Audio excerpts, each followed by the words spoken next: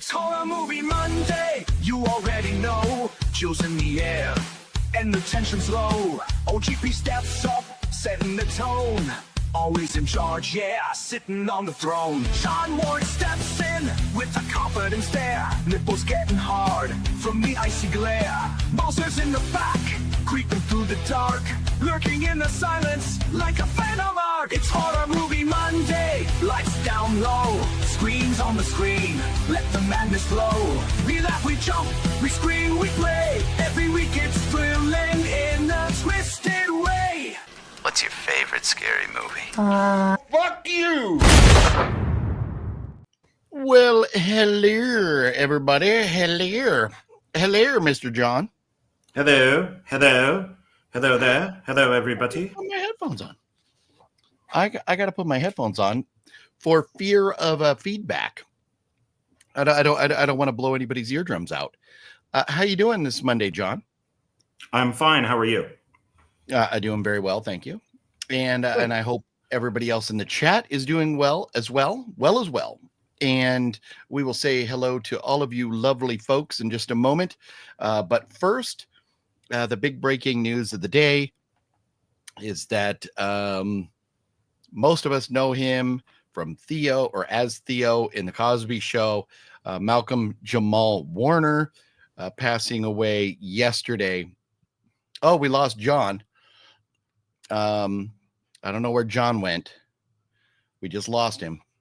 Uh-oh. John, come back, John. Oh, hang on. He's coming back. Are you playing tricks on us, John? What'd you do? All I did was move my hand, and I hit one button on the keyboard, and it poof, just I like guess that. I hit the right button. Sorry, guys. Wow. We did want to hang out with you anyways, John. Yeah. Take my ball and go home. Yeah. So, Malcolm Jamal Warner from the Cosby Show apparently drowned while vacationing in Costa Rica, I believe, yesterday. And he was 54 years old. I knew he couldn't have been that old. 54, and obviously ridiculously young to pass away.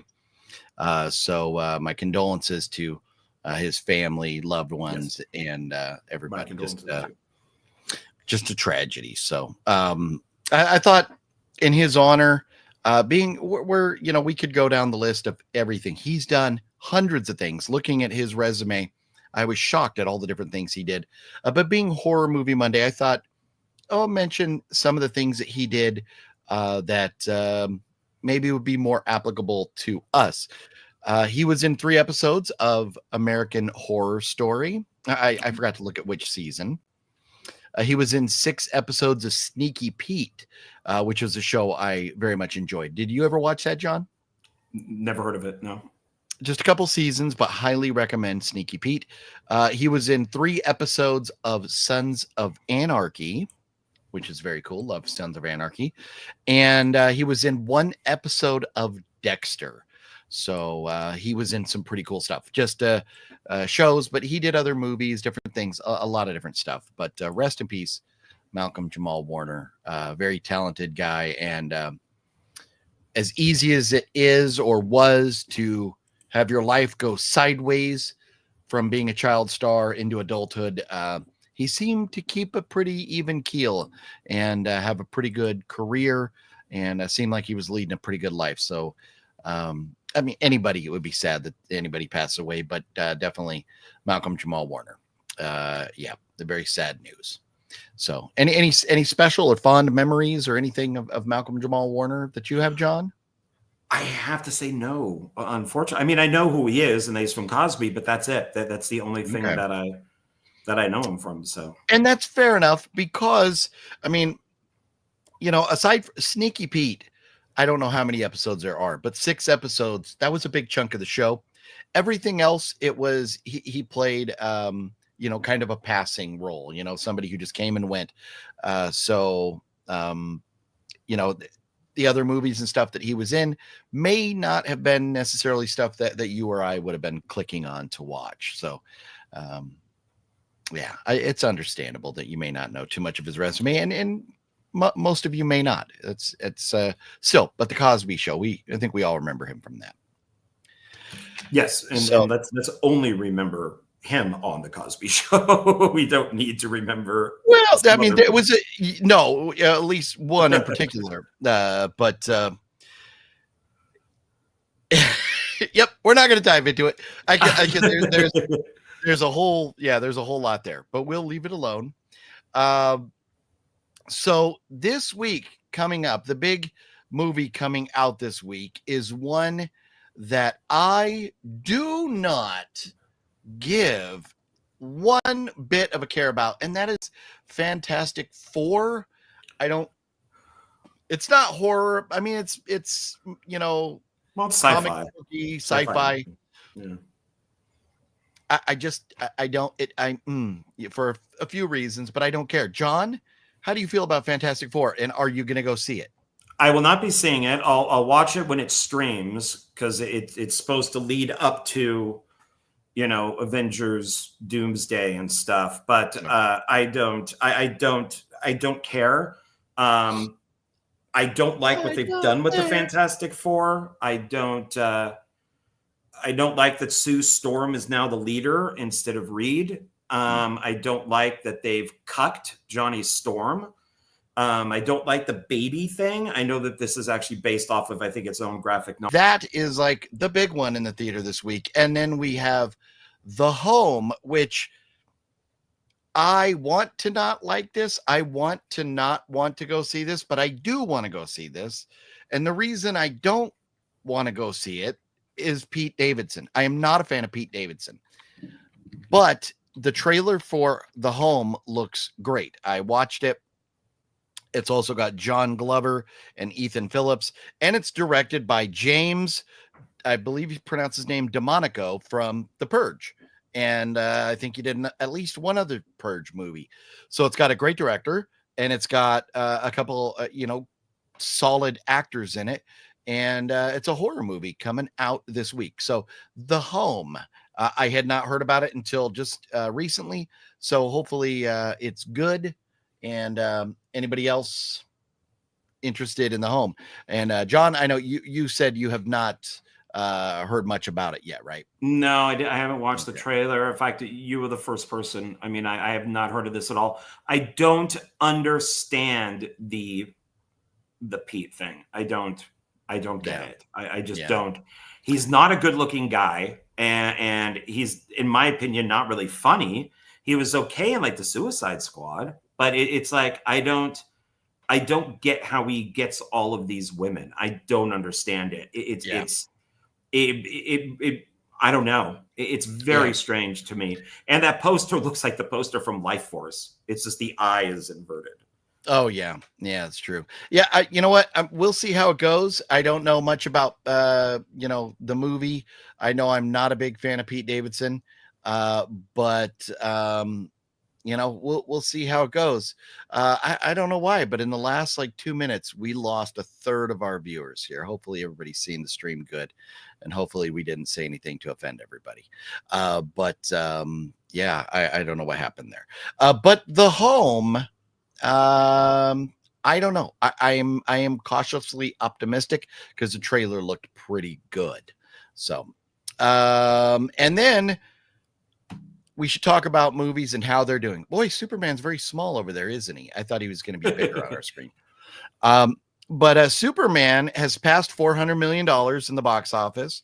And they said, it was like a $225 million budget, but a couple $100 million more in promotions and all the other stuff that go with it. So, and I don't know why they count that stuff separately. They should put all that stuff together, but whatever. So Superman's gonna be fine in the long run, especially considering it has an 83 and a 92 on Rotten Tomatoes. John, have you seen Superman? Oh yeah. And 83 is the expert score on Rotten Tomatoes. How do you feel about that?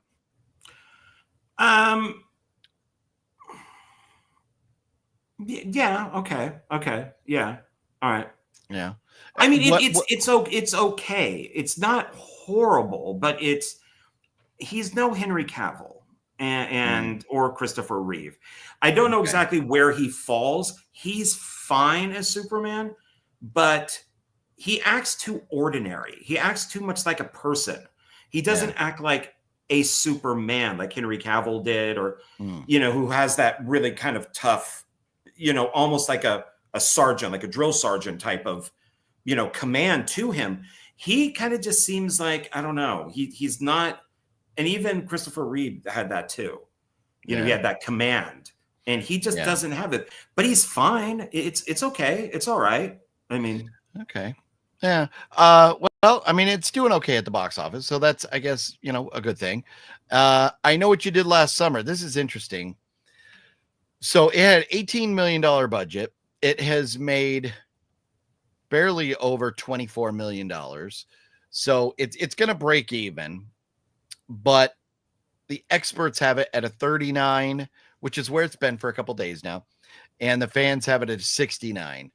So I think maybe a younger fan that isn't familiar with the older movies may kind of be okay with this a little bit more than somebody who's older like you and I that would have gone like, okay, we have problems here, or the way they did certain things is just not right or not good enough. But I don't know. We went and saw it. John and I saw it. We did a like out of the theater rant review right on your channel there, and people can go watch that and hear our full detailed thoughts. But I think it missed the mark. It fell short. The acting was the story I mean, it just fell short. They were trying to be like Scream and bring the franchise back, but they just fell short. So that's where I'm at. What do you think, John? I give it as a 1, I think, is what my I hated this movie. I hated it from the first shot. I hated this movie. I don't know if this is going to be something where if I watch it streaming, I'll change my mind, because I have done that before. But I poorly acted. But I thought Freddie Prinze Jr., and I mentioned this to you and in the review, he has a very, well, now that you've seen Once Upon a Time in Hollywood, which we'll talk about later, you see what I mean when I say he's kind of got that Brad Pitt thing going there. He's got that kind of gruff voice and the gray hair. And it's, to me, he felt very Brad Pitt, which was fine, because I think Brad Pitt has been doing the best acting he's done in like decades, just only within the last couple of years. And I hated the twist. I liked Freddie Prinze Jr. in one dream sequence until I didn't. I don't know. I thought it was, I mean, apparently Jennifer Love Hewitt forgot how to act while dropping her kids off at soccer practice. So I don't know. Yeah, it was pretty rough. And then the last one that I wanted to mention, this is what is surprising to me, because everybody I know that's seen this basically said it sucked. And so, well, okay, so it's $180 million budget. It's made $648 million so far. So it's easily profiting. Experts have it at a 51, fans have it at a 71. Have you seen it, John? Yeah, I saw it in the theater. Yeah. Okay. And I thought, okay, correct me if, well, I'll let you say your thoughts, but maybe I'm misremembering how you felt about it. But I've talked to a couple other people that have seen it, and they're like, it's a piece of shit. It doesn't need to exist. So, well, I mean, everything after part 1 doesn't need to exist, after Jurassic Park, it was just money. But I did recently watch the other 6 movies, which I'll talk about later, but I still think it's better than the last 2. The last 30 minutes are pretty awesome. All the stuff before the last 30 minutes isn't great. It's just kind of a repeat.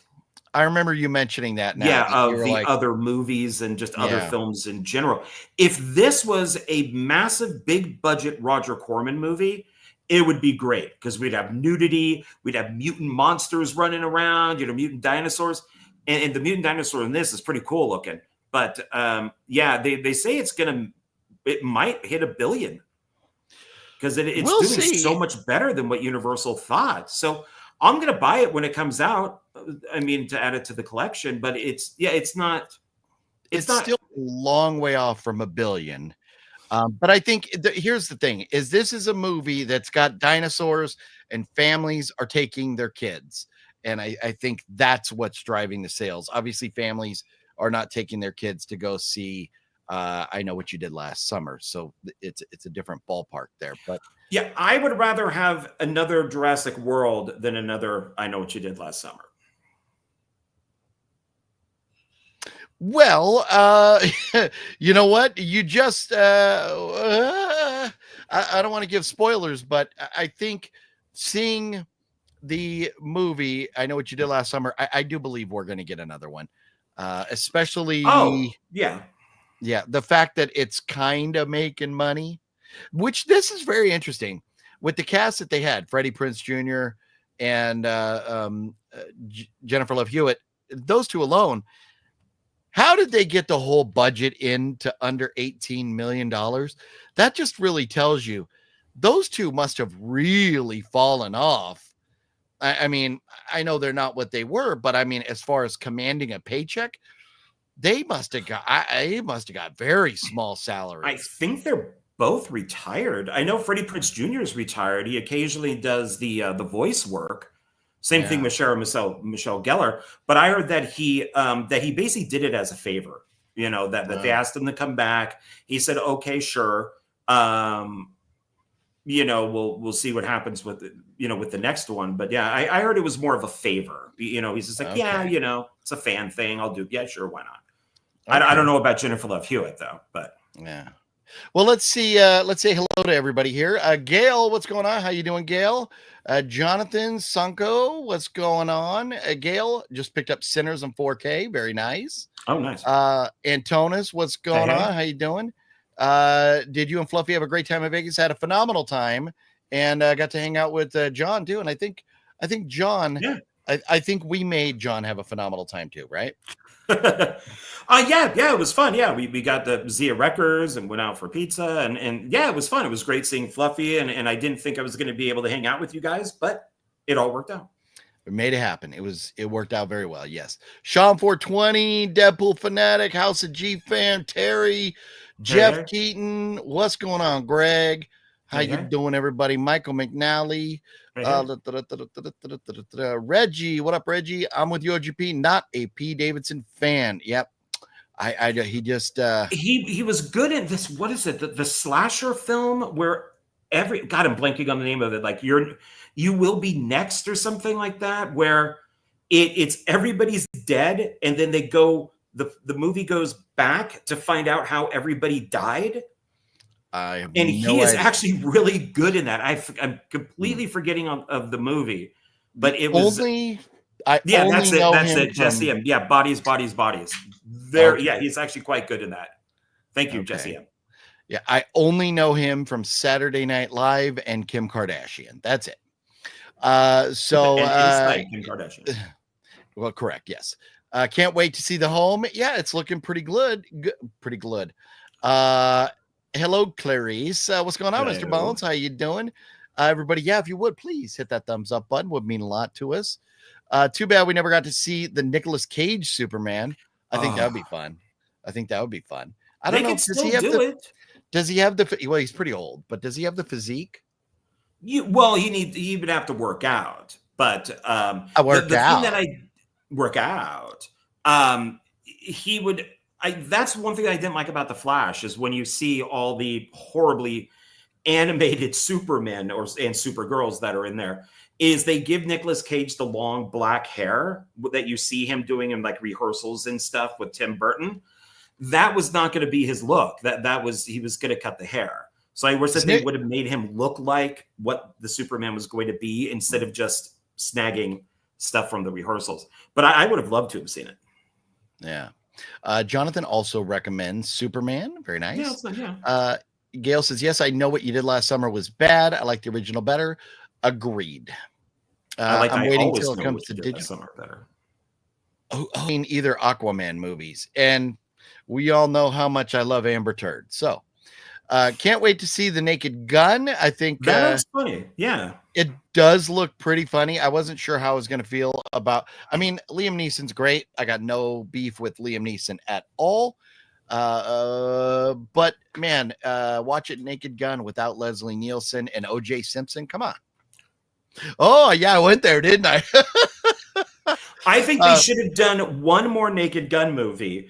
And at the very beginning of the film, you see somebody kill two people like horribly. Oh. And then throughout the rest of the film, you know, they're trying to figure out who it is. And it ends up being Norberg. It ends up being OJ at the end. And they're in the prison, you know, he's in the cell behind bars. And then they laugh and they do the freeze frame laugh. And OJ's just there, kind of like trying to sneak away to get out. I haven't seen the first movie in a bazillion years, so I mean, I've seen it, but it's been like probably since the 90s, the early 90s. So I think they should cast Kanye West as OJ. And he should kill like Kim Kardashian and Pete Davidson. And you know, and because the whole love triangle thing there. And there was something else I was thinking of that in my mind sounded very funny, but you know, you could have done a lot with that. But anyways, we'll see. I'll definitely be watching it. Scarlett Johansson and nudity is a good combination. And she has been naked before, so Overseas saved Jurassic Park movie. So Nocturnal, was that I didn't look at the breakdown to see you know, the comparison between, you know, the ticket sales foreign and abroad. And when I'm talking about abroad, I'm not talking about your mother. I'm talking about abroad, overseas.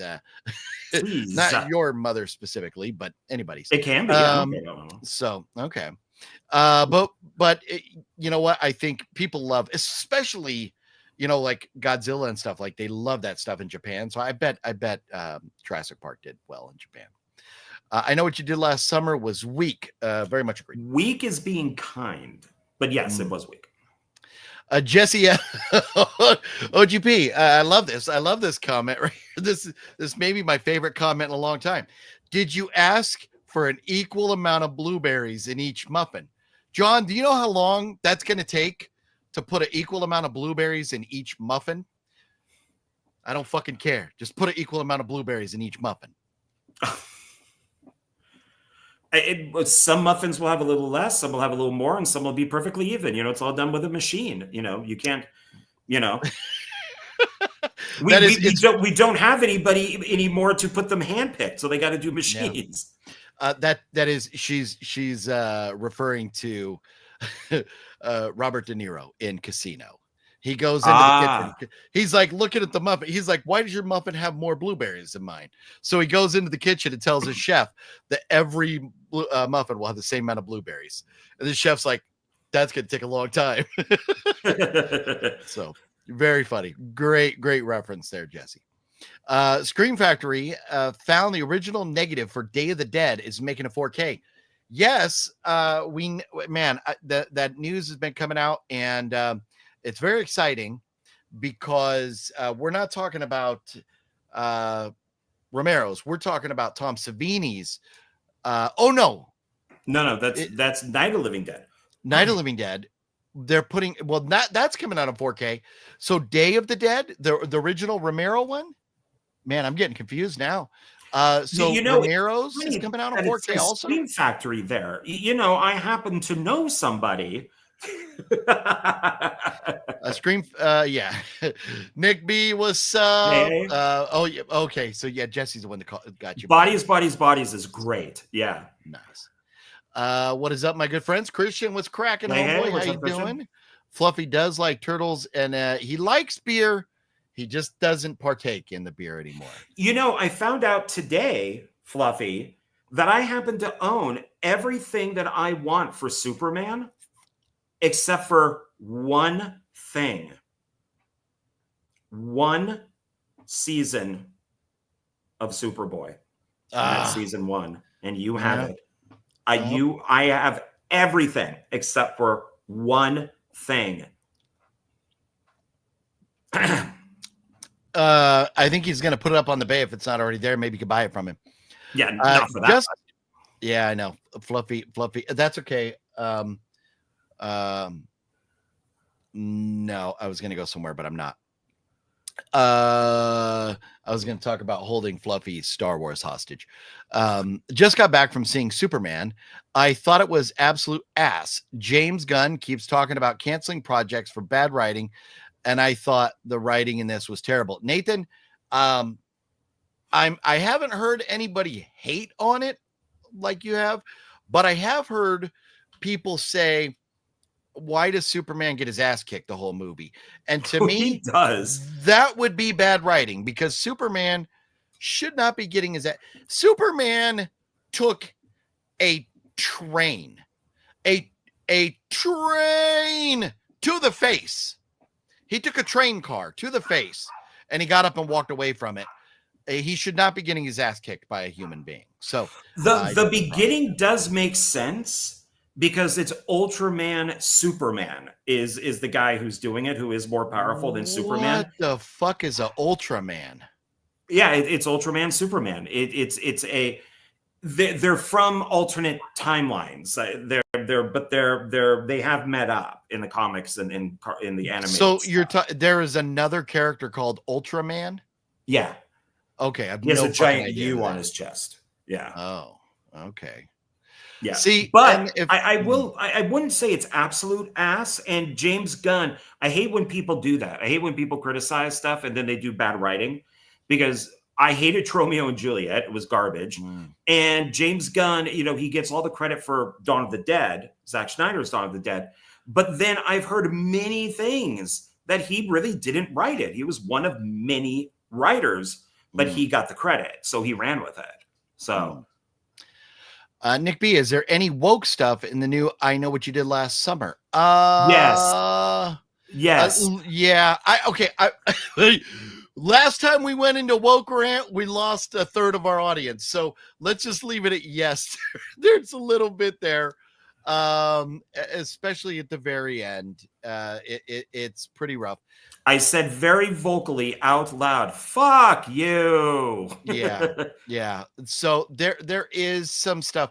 It's not thrown in your face the whole movie, but there are a few parts, in my opinion. So it does get there.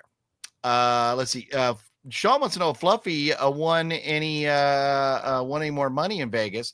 Oh, side note, the live stream that I did with Fluffy from downtown the other night, it got shut down because of 13 copyright issues.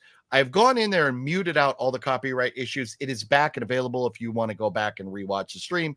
If you didn't see it or missed any of it or whatever, if anybody cares to, it's back up on the channel here. You can go into the lives and find it there. So it's a live stream from a few days ago. So, but just in case you want to see it. Liv, what's going on, Liv? How you doing? Hey.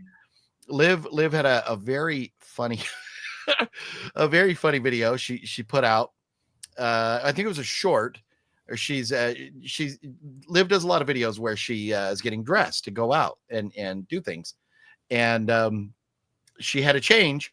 So this is I'm just letting everybody know if they want to go watch Liv's stuff. It's very funny, but her in a non-revealing way, her boobs kind of kept falling out the bottom, so she had to change her top. Funny stuff, Liv. Funny stuff. So I think mentioning that stuff will probably get, and not that Liv needs any more clicks or anything. She gets some good views, I think, but that was very funny stuff. I laughed. I gave it a good chuckle. New Naked Gun looks funny. Agreed, Christian. Skyla's here. Hey, OGP and John. Hope you're both well. Just popped in to say hello. I've had a really bad day today. I hope to catch up the videos soon. Miss y'all lots. Well, we miss you too, Skyla. And Skyla fell down, spent the other day in the hospital. Did you break your leg or was it a sprain? What happened there, Skyla? That she had a fall the other day, I seem to remember. Oh, that's Fluffy did not win anymore after the Wheel of Fortune machine. There you go. Mario's in the house. What up? What up? What up? Christian just bought the Bruce Lee films. So a couple more comments and we got to get back to, because we got some stuff to go through tonight. Let's see here. No, John, the big U is Underdog. That's what I'm talking about. It's also Ultraman. It's also Ultraman Superman. So it's if you've seen the movie, it's a giant U.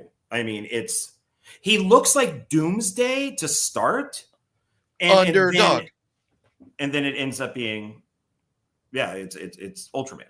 They even say it's Ultraman. Liv, you're very welcome, Liv. And Skyla did break her foot. Oh, that sucks. Ouch. That sucks. I like when the gorillas were dancing in that Vegas. It was hilarious. Yes. The gorillas were very funny. So the guy inside the gorilla suit he laid down on the ground and he moved his feet into the arm. So it looked like he was doing a handstand. It was very funny. Jennifer Half, what up, Jennifer? How you doing? Hey. Good to see you. So here it is. Being in Vegas, Fluffy and I spent a lot of time at ZIA Records, a lot of that with John, but then also some without John. As a result, I have the biggest haul that I've ever walked away from one Vegas trip from ZIA. And I want to put this out there. I want to give ZIA credit where credit is due. So I took in a box and I looked at the receipt. They bought 45 movies off of me. 45. And they gave me $84 store credit. That's phenomenal. That's an average of almost $2 a movie. That is very good. Some were obviously probably more than that. Some were less, but $84 in store credit. I was giddy like a young school kid. It was very exciting. He was running around the store like this. and I spent all that money and some. So I just wanted to say thank you to ZIA and let everybody know ZIA does give you very good trade value, unlike the good old book off.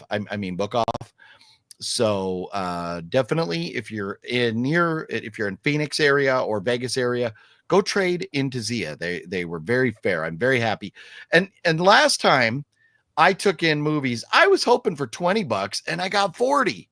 And John, you beat me. You got more like 50 or more than that on that trade, right? When the last time you and I traded? I got a really large amount that I was surprised with. I don't think I spent an extra dime. So nice. But you also went to a bunch of other places too. So mine was just But on this trip, yes. Well, on this trip, I have like 3 or 4 movies from Goodwill. Everything else is from ZIA. So tons of stuff from ZIA.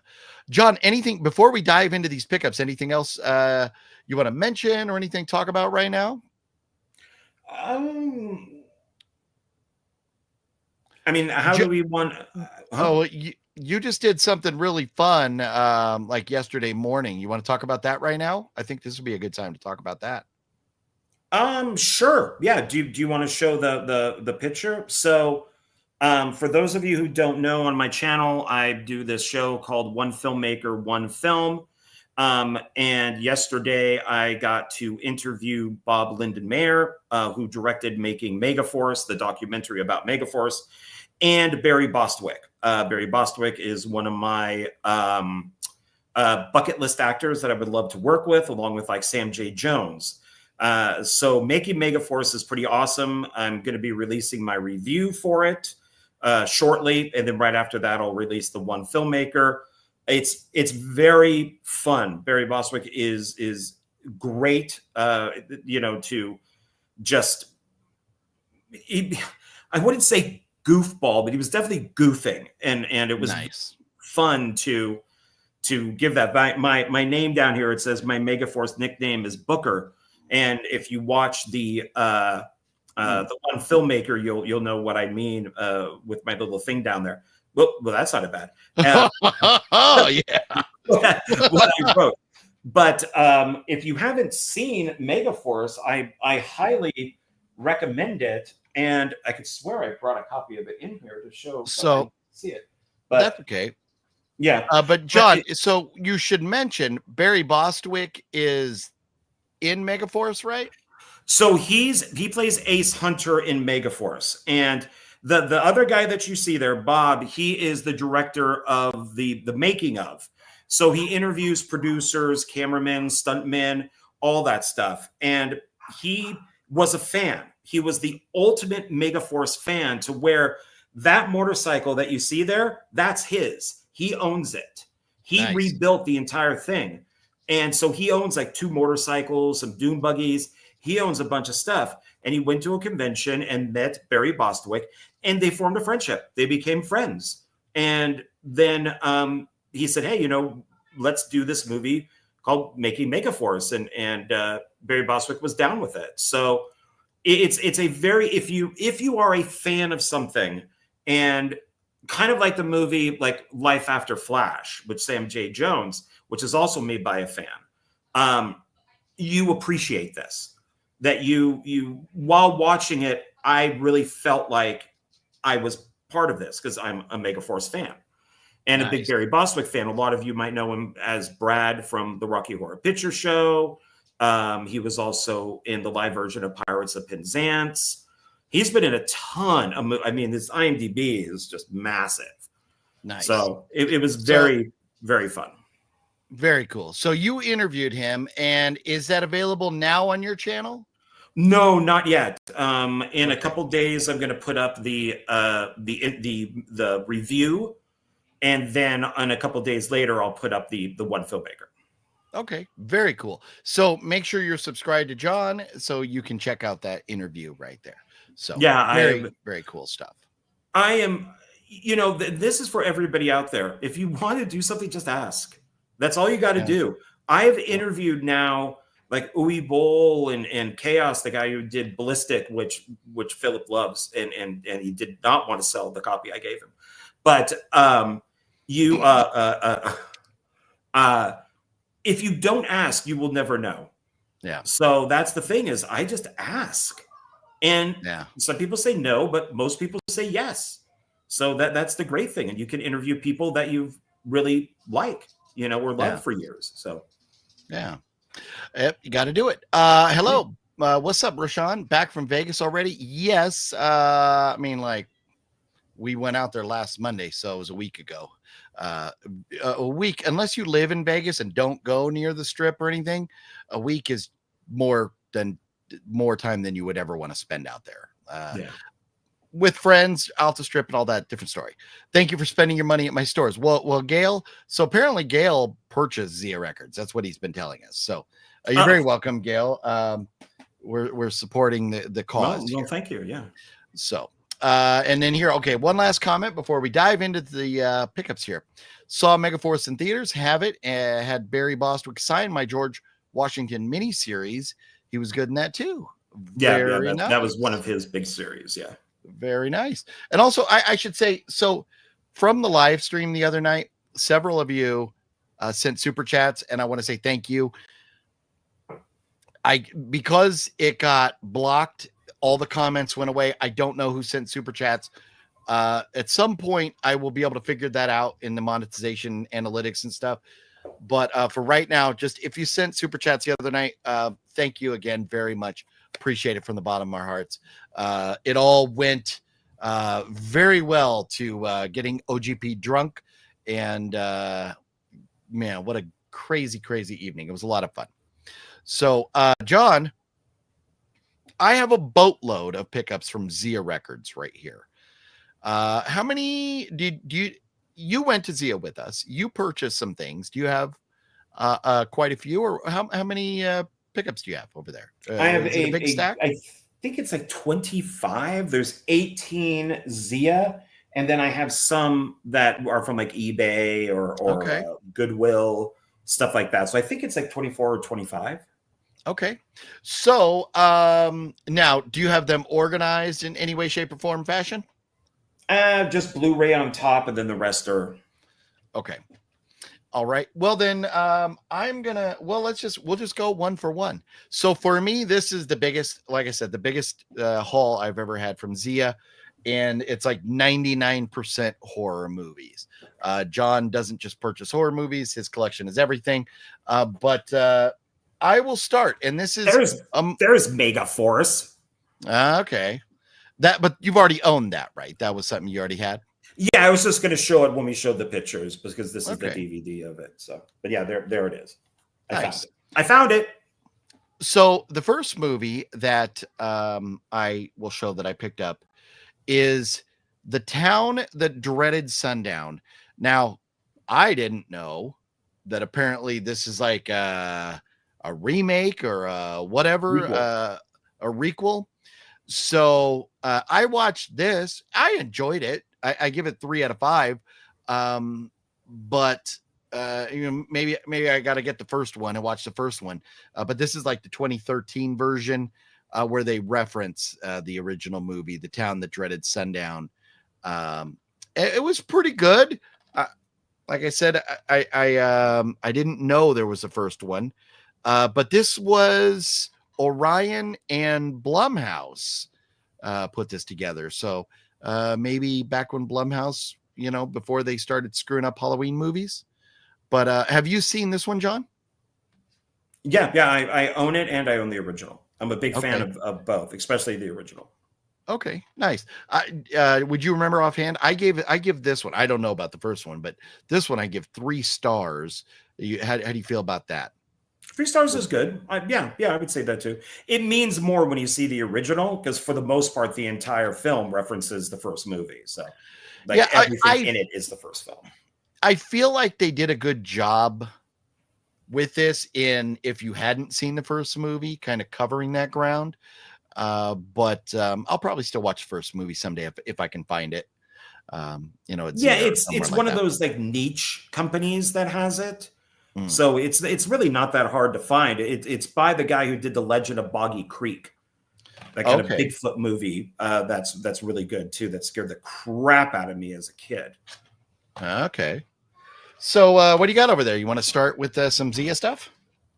Whatever you got?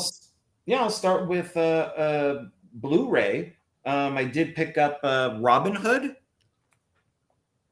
So I'm picking up a lot of like the comic book or the video game or the classic literature that would have like these Robin Hood, or it could be Tarzan or King Arthur. And so this is Robin Hood that I completely forgot was made because it bombed beyond belief. And it, Jamie Foxx plays Little John. So I guess he's supposed to be kind of a mentor to Robin Hood. So they're doing a little bit of rewriting there, but I'm interested in seeing it. Looks interesting. So yeah. Cool. Did not own a copy of Rosemary's Baby, Mia Farrow, which is funny because the whole Roman Polanski thing, and maybe I'll just mention now that I finally got around to watching Once Upon a Time in Hollywood, which was all about Roman Polanski, right? Well, not all about, but I mean, he was a pretty integral part of the story of Once Upon a Time. I love this movie. Quentin Tarantino is phenomenal with like everything he does. It to me, at least, is 4 stars or better. This is a 5. This is absolutely phenomenal. I loved Once Upon a Time in Hollywood. So check that out. That is not a pickup from this time. I had that, but Rosemary's Baby I did not own, and I figured I need to pick up a copy. Saw it there at ZIA for $5. Thought, what the heck? It's going in my collection. Good movie. It's the film that Frank Sinatra divorced Mia Farrow over. So, yeah. No, Rosemary's Baby. It's legendary, for a lot of things. Yep. Yeah. This is one that Philip found for me. I have no idea if it's any good or not, but who knows? Final The Rapture. So this goes into my religious collection. Seems funny. Yeah. Yeah, and it's according to the back, it's the #1 Christian movie in theaters. I never remember this playing in theaters. So I guess if it played in one theater, it would be the #1 movie in movie theaters because it's only playing in one movie theater. Maybe it played in like a church theater or something that. Yeah, it's the scariest Christian movie ever made. Wow. I doubt that. If you've seen the one that I always recommend, the remaining, I highly doubt that. But yeah, Rapture. I love Rapture stuff. Is absolutely amazing to me. So, yep. Nice. So final the Rapture. So I picked up The Hills Have Eyes unrated, the version to die for. This is just a movie I didn't have in my collection. It's funny, I had like Hills Have Eyes sequels from the original and the remake, but not the original, like originals from the original or the remake. So Hills Have Eyes, pick that up. $5. What a steal from ZIA Records right there. What you got next? Nice. John? And that's a good one too. That's a good remake. Yeah. My last Blu-ray for ZIA is The Circle. Tom Hanks and Emma Watson. This is a cult movie. It's a movie about a cult, and she joins the cult, and Hanks is the cult leader. So I enjoyed this quite a bit. I like movies about cults. This is going to sound weird, but I'm a big James. Oh my God, I'm just getting so old. I have no idea where you're going with that, so I can't help you. Don't drink the Kool-Aid. Guyana. Jim Jones. Thank you. Jim Jones. There we go. Okay. Yeah, Jim. I am fascinated with Jim Jones, so I like movies about cults and stuff. So. Okay. Right on. Yeah, I've never seen that one. I mean, Tom Hanks is great. She's good, but maybe one day I'll check that out. But haven't seen it yet. This I picked up just because it looked kind of cool. Stuart Gordon presents Deathbed. Have you seen that, John? Deathbed, Stuart Gordon? I own it, but I haven't. I should. It's full moon, so yeah. I should. I had it for $9, and yep, full moon. And we don't have time for me to read all the descriptions and everything. So if you know them, cool. You can let us know what you think. There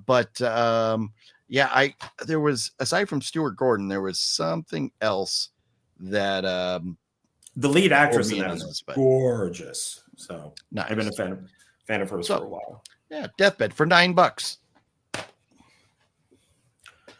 All right, so mine is the 2-disc collector's edition. This is the director's cut of Mutant Chronicles. Oh. Is that... It has Tom Jane is in it. Ron Perlman, John Malkovich. Yeah. Have you seen it before? No, but it's been recommended. And I got it because, director's cut, 2-disc. Yeah. So. Yeah. I was afraid of that. So I started watching this and turned it off after about 10 minutes. This movie. Maybe you need to see. Is that the director's cut? The bottom line is it's 100% filmed in front of a green screen. It fucking sucks. It's so bad. Great. So, yeah. Hopefully you enjoy it. Maybe you'll look at it differently. It was terrible. That's one of the reasons I quit buying Tom Jane movies. It was so bad. I mean, it's so green. It is Asylum on steroids. So hopefully you have it. I mean, you and I have a different opinion on a lot of things. So, and then this Scalps is this? This is I didn't know one of the most censored films of all time. It says right there. I doubt that, but okay. Well, that's what it says on the back, right? So it's Fred Olen Ray's second movie. Somebody we know with the name Ferguson did a sequel to it, a short sequel, and it's probably on there. Well, then I might have to burn it because that's horse shit. But anyways, Fred Olen Ray, Scalps. And if my movie says one of the most censored films of all time, and your movie is the best Christian movie in theaters of all time, then it has to be right. It has to. Oh, right? they should be double featured. So yeah. So Scalps, Fred Olen Ray. There you go for 7 doll hairs. How about that? Wow. Yeah. Okay. This is one that you and Fluffy recommended because I like the director, but I did not feel that I should have to watch this because I think he disowns it. And that is Miss March. Oh, yes. Very funny movie. Very funny movie. Like Fluffy was saying a couple weeks ago on the chat.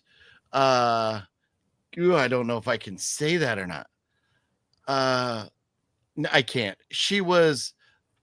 I was effing that A while she was S-ing my C. Or the rap song in there. You can't say it here. It's just too much. YouTube will get very mad at us. But that movie is hysterical. I'll see because it's unrated. It's the unrated, fully exposed edition, rental exclusive. Nice. So I'll see. I think it always reminded me of that Jake Isles song, Centerfold, where the guy finds out that his girlfriend from high school is now like a Playboy playmate. And I think isn't this the same thing? The guy finds out like his ex-girlfriend is now like a playmate or something. Yeah. Horse dick .mpeg. Wasn't it horse cock or was it horse dick? That's right. No, it's .mpeg. It's funny. Yeah, John, you'll have to watch it and tell us all about it. You got to watch it. All right, I'll watch it for next week, and I'll report to you what I thought of this. I love the director on this. Then I saw just like the guy who directed Grind, and I hated Grind, but the movie that he did, he did The Remaining, and I love The Remaining. Oh, okay. And then Jonathan's like, hey, you want to review Grind? And it's just like, okay, it's the same guy, and I friggin' hated it. So, but we'll see. We'll see. Gail says Mutant Chronicles is shit. Jeff Keaton, I watched Hell Night not too long ago. It's a great flick. The 80s gave us many great horror films. Yes. Hell Night is one of my favorite horror movies of all time. Absolutely love it. I got a poster on the wall over here. Nocturnal even likes Miss March. There you go.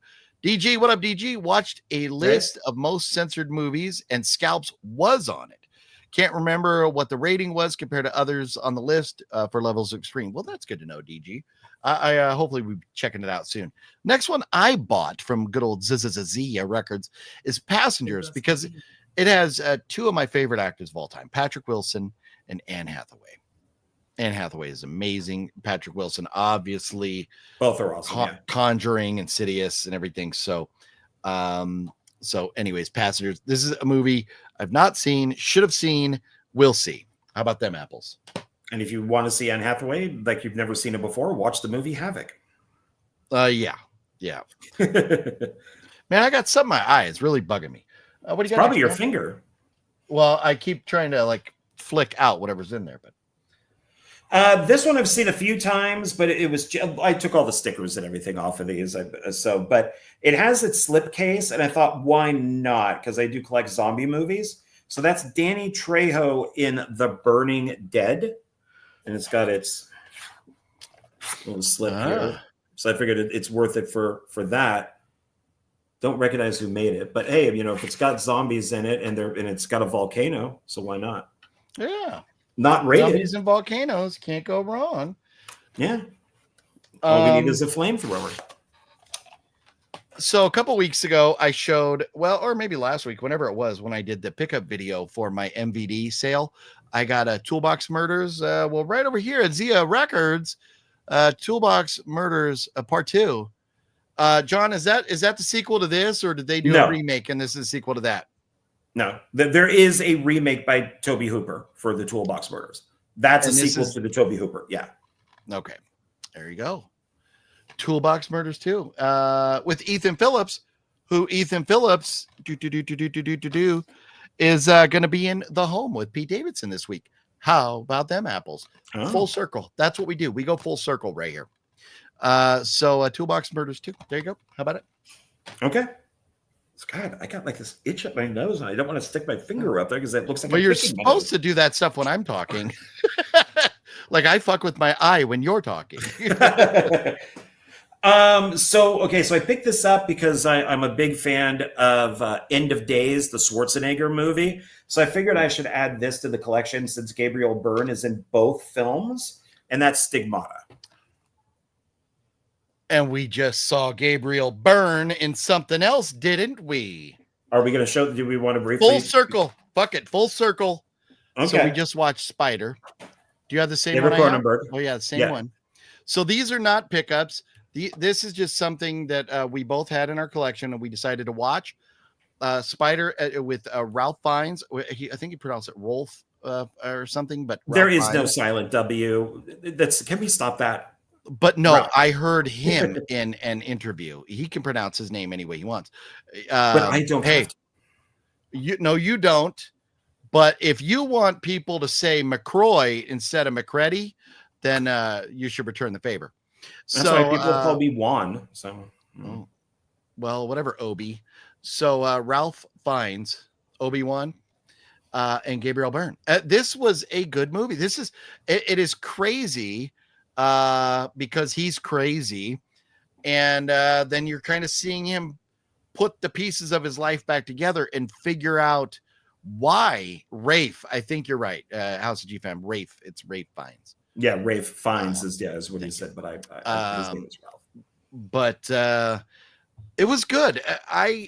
The only thing I wish we would have got out of this is a little more emphasis on when, as a child, he clicked and went crazy. I think the moment is supposed to be when he sees his mom and dad kissing, and then he perceives his mom to be a filthy hooah, because he looked at his mom as mom, not a sex object. And then once he saw her as a sex object, he grouped her with the other filthy hooahs and kind of couldn't. The lines between his mom and the hooahs blurred. So, but I thought it's obviously a slow burn. It's Cronenberg, but I was very into slow burn. Yeah, but I was into it the whole time. What do you think, John? I love Cronenberg. He's in my top 5 for one of my favorite directors. I also like when he acts. I think it's pretty awesome. I love that he can go Hollywood mainstream with The Fly, and then he can go straight into something like this.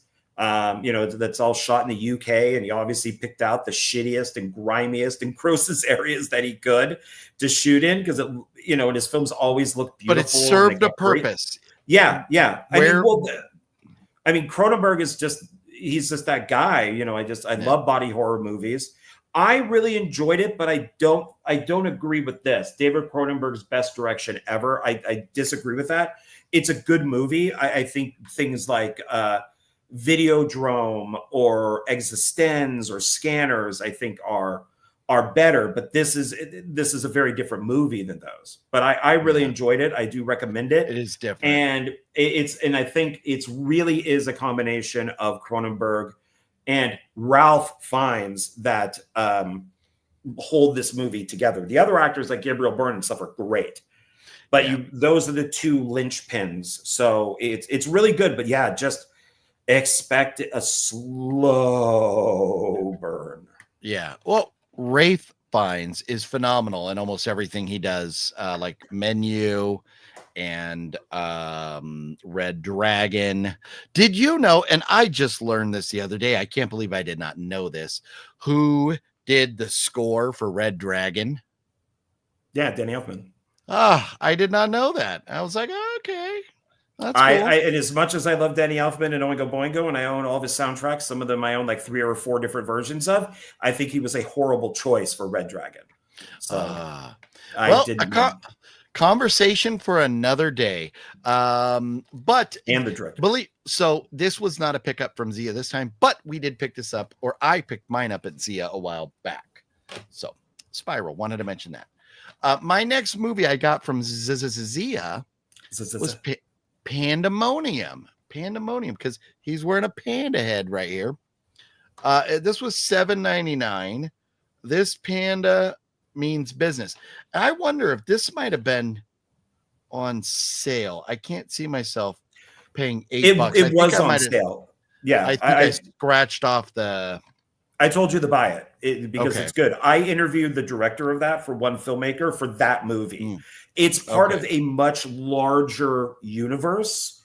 Okay. And it's British. It's from the UK, and the director and his studio they have all these interconnecting movies. I own a few of them, but I really like Pandemonium. It's funny as I could not say Pandemonium when we were doing One Filmmaker, so I kept having the director say the name of the movie because I couldn't get it out. It just would not happen. That's funny. That is funny. Yeah, I think there's got to be a few that I pulled the sale price off of, and shame on me because now I'm not remembering because my next one here is going to be in the same boat. But what do you got next over there, John?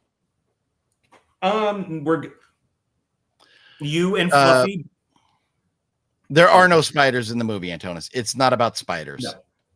No, he creates cobwebs with string or rope.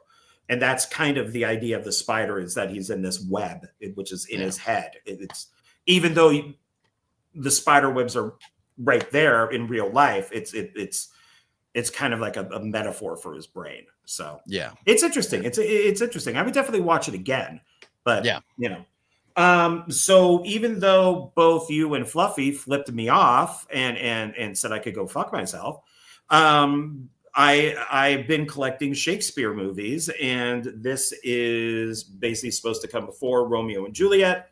And it is basically, a lot of people say Shakespeare stole his writing, stole the stories. Why did this is one of those. When did I flip you off about Shakespeare? I told you that it was Macbeth. It is the director of Macbeth also did The Order. And I said, oh, yeah, I've been collecting his movies. He also did Macbeth. And both of you went like that to me. And I went, oh, my God, that's so that's wow. I have no memory of that at all. Huh. Yeah. Maybe you were still drunk or something. But this says James Franco, who I do like. And maybe that's why we went like that. I kid. No, you did it to Macbeth. So which looks like a good movie. But before there was Romeo and Juliet, there was. So I picked this up. I don't care what people say about James Franco. I seem to like bad people, but I think he's a good actor and a good director. He's a good guy. He's a good guy, but not to some people. He's a good fella. Next is Nina. Open your eyes to fear. Oh, and it says 20 years of darkness, 7 days of hell. And this had to have been like $1.99 or something was why I picked it up. Let's see. Anybody actors that I know or anything? No, I have no idea about it. I think it just had to be the right price, like $1.99 or maybe even 99 cents. Naina, Nina, however you say that. Yep. Probably 999. Maybe not like that. Maybe not like that. So, all right, what do you got next, John? This looks so horrible, so I had to buy it. But it does have Tony Todd, Jason Connery, and C. Thomas Howell. Oh, it's going to be horrible. And it's Blood Wars. It looks like a vampire thing. Okay. Most of this stuff I would probably, unless it's something serious, like this. I think all of these were like $1.99 or $2.99. Yeah. So because I don't think I'd buy this if it was any higher than that. But But for that price for Tony Todd, C. Thomas Howell, it's worth a risk. Yeah, why not? I don't think there's anybody else in this. But it's like, sure, why not? The vampire hunters are now. Oh, the vampire hunters are now ... the hunted. There we go. That's look what I got, John. I got one of those see-through slips. Oh, which one did you get? Yeah, I got Last House in the Woods. Oh, I don't have that one. Okay. I'm thinking of collecting those. Neener. Yeah, but how many do you have of mine? I don't know what you're talking about. Of the these? movies? Yeah. Oh, yeah, I have no idea. I'd have to. There you go. There you go. But Last House in the Woods. I mean, we've all heard of that, right? I just didn't own it. And so, absolutely not. I've never heard of that movie. You never heard of Last House in the Woods? No. Well, Google it, sir. Google it. Do you know it? You've seen it? Last House in the Woods. I've not seen it, but I've heard of it. Why Just can't like it be the that. first house in the woods? Why does everything have to be? The I last like movies that are like the house on the edge of the park, the last house on the left. I like movies. Don't fuck in the woods. So when you combine all those, you get Last House in the Woods. How do you like that? Okay. So all right. yeah. Anyways, that's all I got to say about that. All right, this one stars Billy Zane, and it's called Surviving Evil. Yeah, most of these are those. Clearance bin ones. Yeah, I mean, and it's got like this creature here, but I got it mostly because of Billy Zane. Well done, Tropic Terror. That's from Ain't It Cool News, so that's an actual quote. Oh, there you go. But yeah, it looks like there's these. I don't know, like these creatures right here, and there's a volcano. Okay. Nice. So, yeah, nice. Yeah. Who knows? Well, I bought for $4 a terrifying journey into the paranormal, Hell's Gate. No, I've never seen it. Yeah, I'd never heard of it before.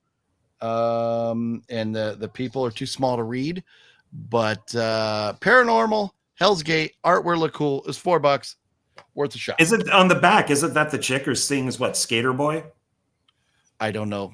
Isn't that Avril Lavigne? Isn't that Avril Lavigne on the back? As I was saying, the words are so small.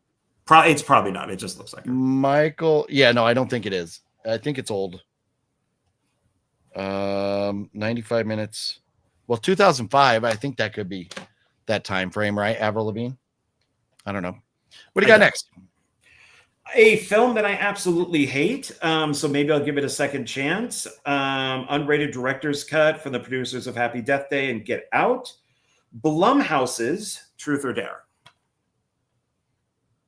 Oh yeah, maybe I'll give it a second shot. So I really dislike this filmmaker. He also did Fantasy Island, which was garbage. It's like they didn't even watch the show. They just wrote something on an island that was crap. I feel like that. A lot of people don't watch the stuff or remake stuff wrong. So yeah, maybe you like it more the second time. Yeah, we'll see. I bought a Tom Savini and Margot Kidder movie called Death Foretold. And look I recognize Tom Savini on the cover right there from the modern master of horror, Tom Savini.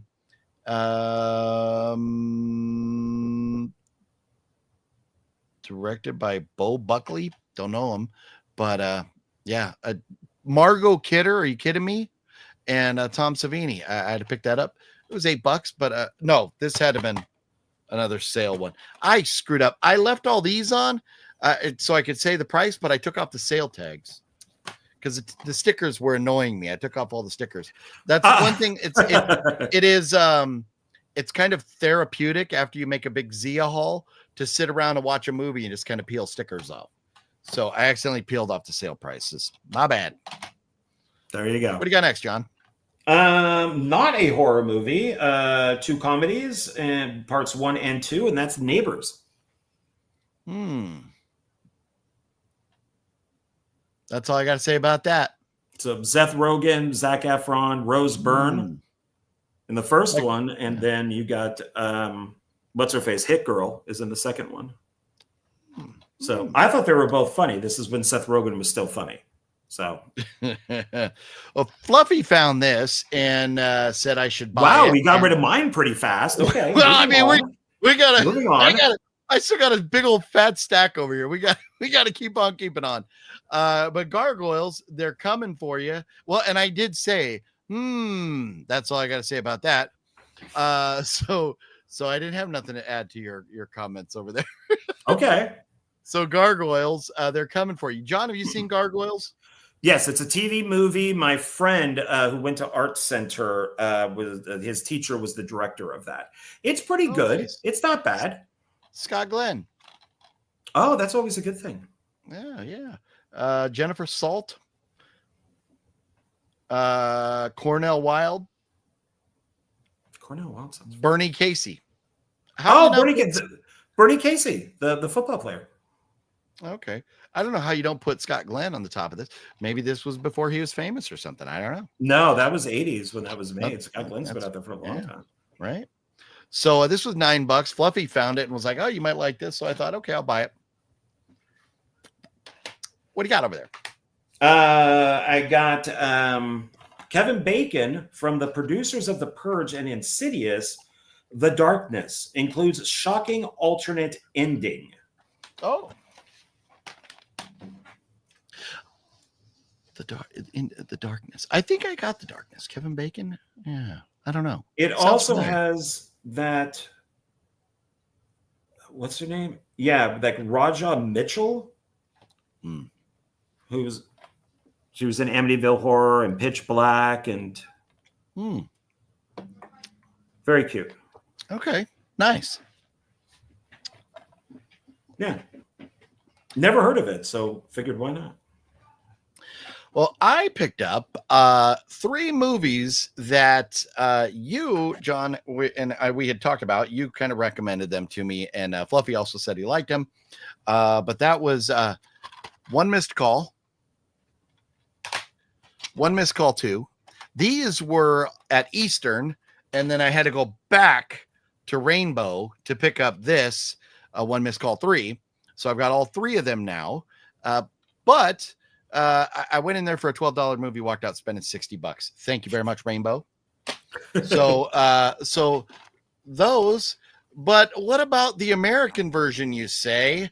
Well, I also got that, but I got that on Blu-ray. Oh, look at you, that. How about that? So there you go. So I got all of those. So these were $12. So that's 36. And then this was only 10. So $46 plus tax on this franchise. But it's complete. I got the whole thing now.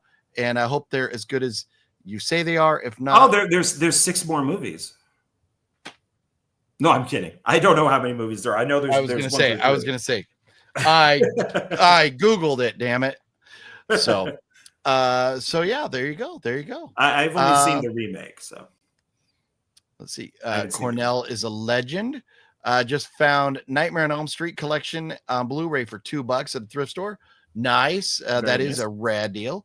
OGP, you must watch The Naked Prey with Cornell Wilde, a masterpiece. Okay.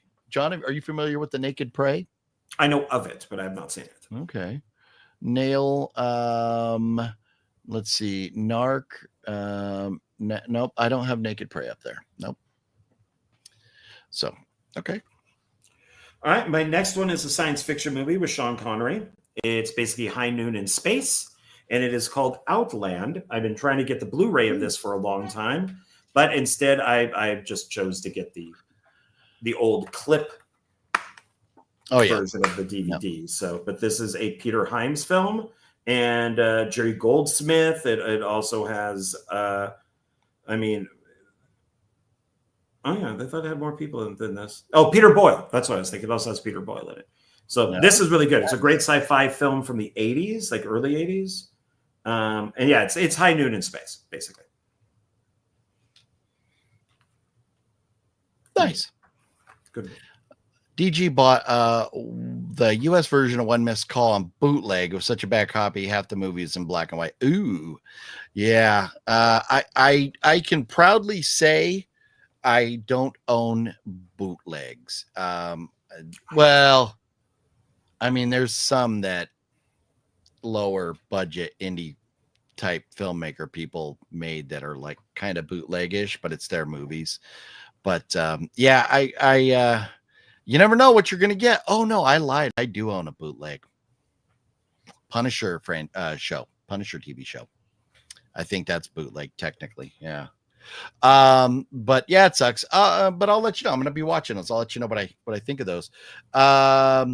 So that's all my DVDs that I got from ZIA. Now I got to go through my stack of Blu-rays, starting with John Carpenter's Vampires right here. I did not own this. It's a phenomenal movie. Love this movie. It was $13. It's got a fancy little slipcover and all that. So I think everybody loves vampires, right? I think that's from Scream Factory. I wonder who produced that on the back there. Joe Schmo.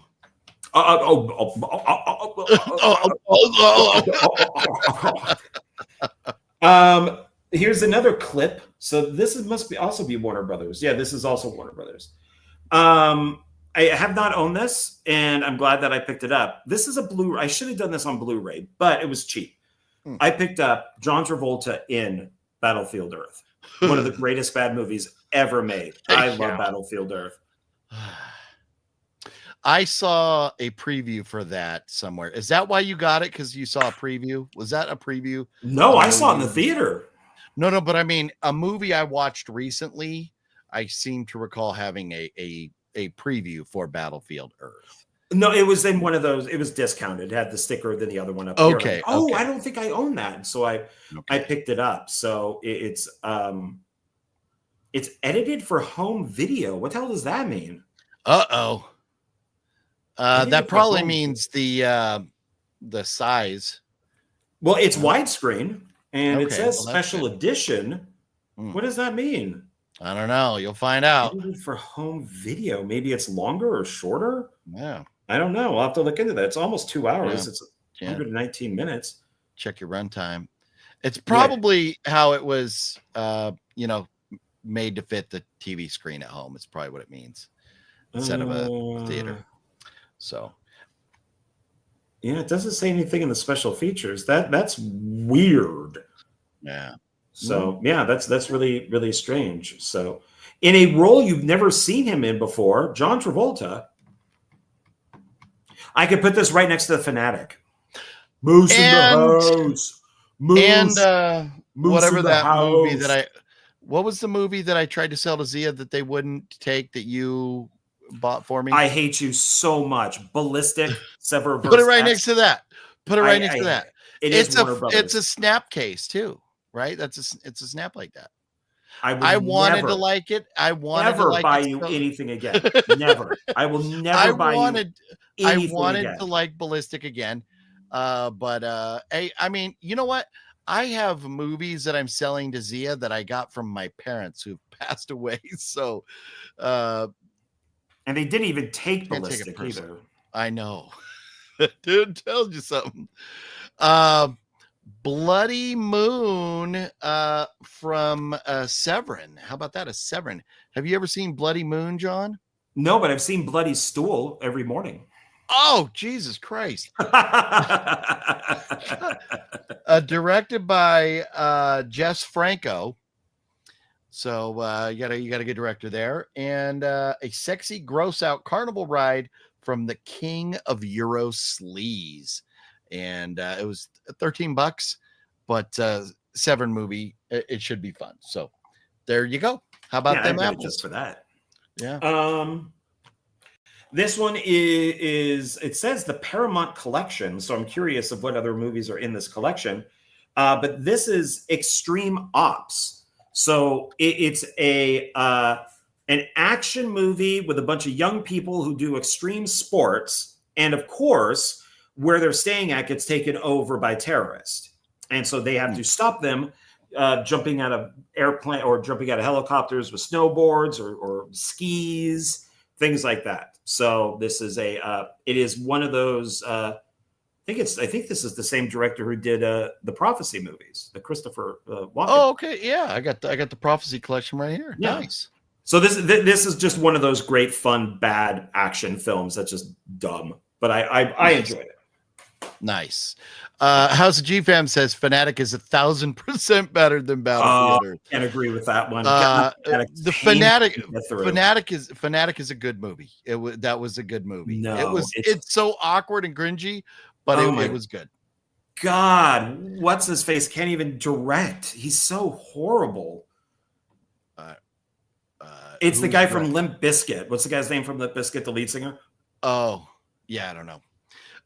Wrong Turn 6. I upgraded it, so I don't know who he is. So moving on. Limp Bizkit, the guy from Fred Durst. Fuck Limp Bizkit. Oh, hold on. Was it Pantera that said Limp Bizkit still sucks cock? So Limp Bizkit can eat my brown. Fred Durst and Danzig should make a movie together. They're both horrible directors and they make awful movies. Wrong Turn 6. How about that? Unrated. Last Resort. I had the DVD. So this, oh, you know what? This wasn't a ZIA Records pickup. This was Record City pickup. I worked with one of the actresses in that. Actually, should have been off to the side. Who was that? Sadie Frost. Okay. But upgraded. So now I have the entire Wrong Turn collection on Blu-ray. Nice. This is the Fast and the Furious, but with motorcycles. That would be Torque. Okay. Once again, wanted on Blu-ray, but I'm having your description of it is not impressing me. But it stars Ice Cube as Torque. But you've compared it to Fast and the Furious, so I'm tapping out. It's from the producers of the Fast and the Furious and Triple X. It's Fast and Furious, but double whammy. I kid. I give John a hard time, but everybody knows I'm not a fan of Triple X. I'm not a fan of Fast and the Furious franchise. What are those? Vin Diesel. I've never seen this, but I keep, it is supposed to be like Fast and Furious just with motorcycles, and the movie bombed. So I figured I'd pick it up since I do like the Fast and the Furious. It is my second favorite action series. So, wow. Meow. Speaking of collections, I got the collection on Blu-ray because I just had this on DVD, so upgraded to Blu-ray. Great movie. For $7. Love the collection. Got an autograph of it somewhere. Oh, right up there.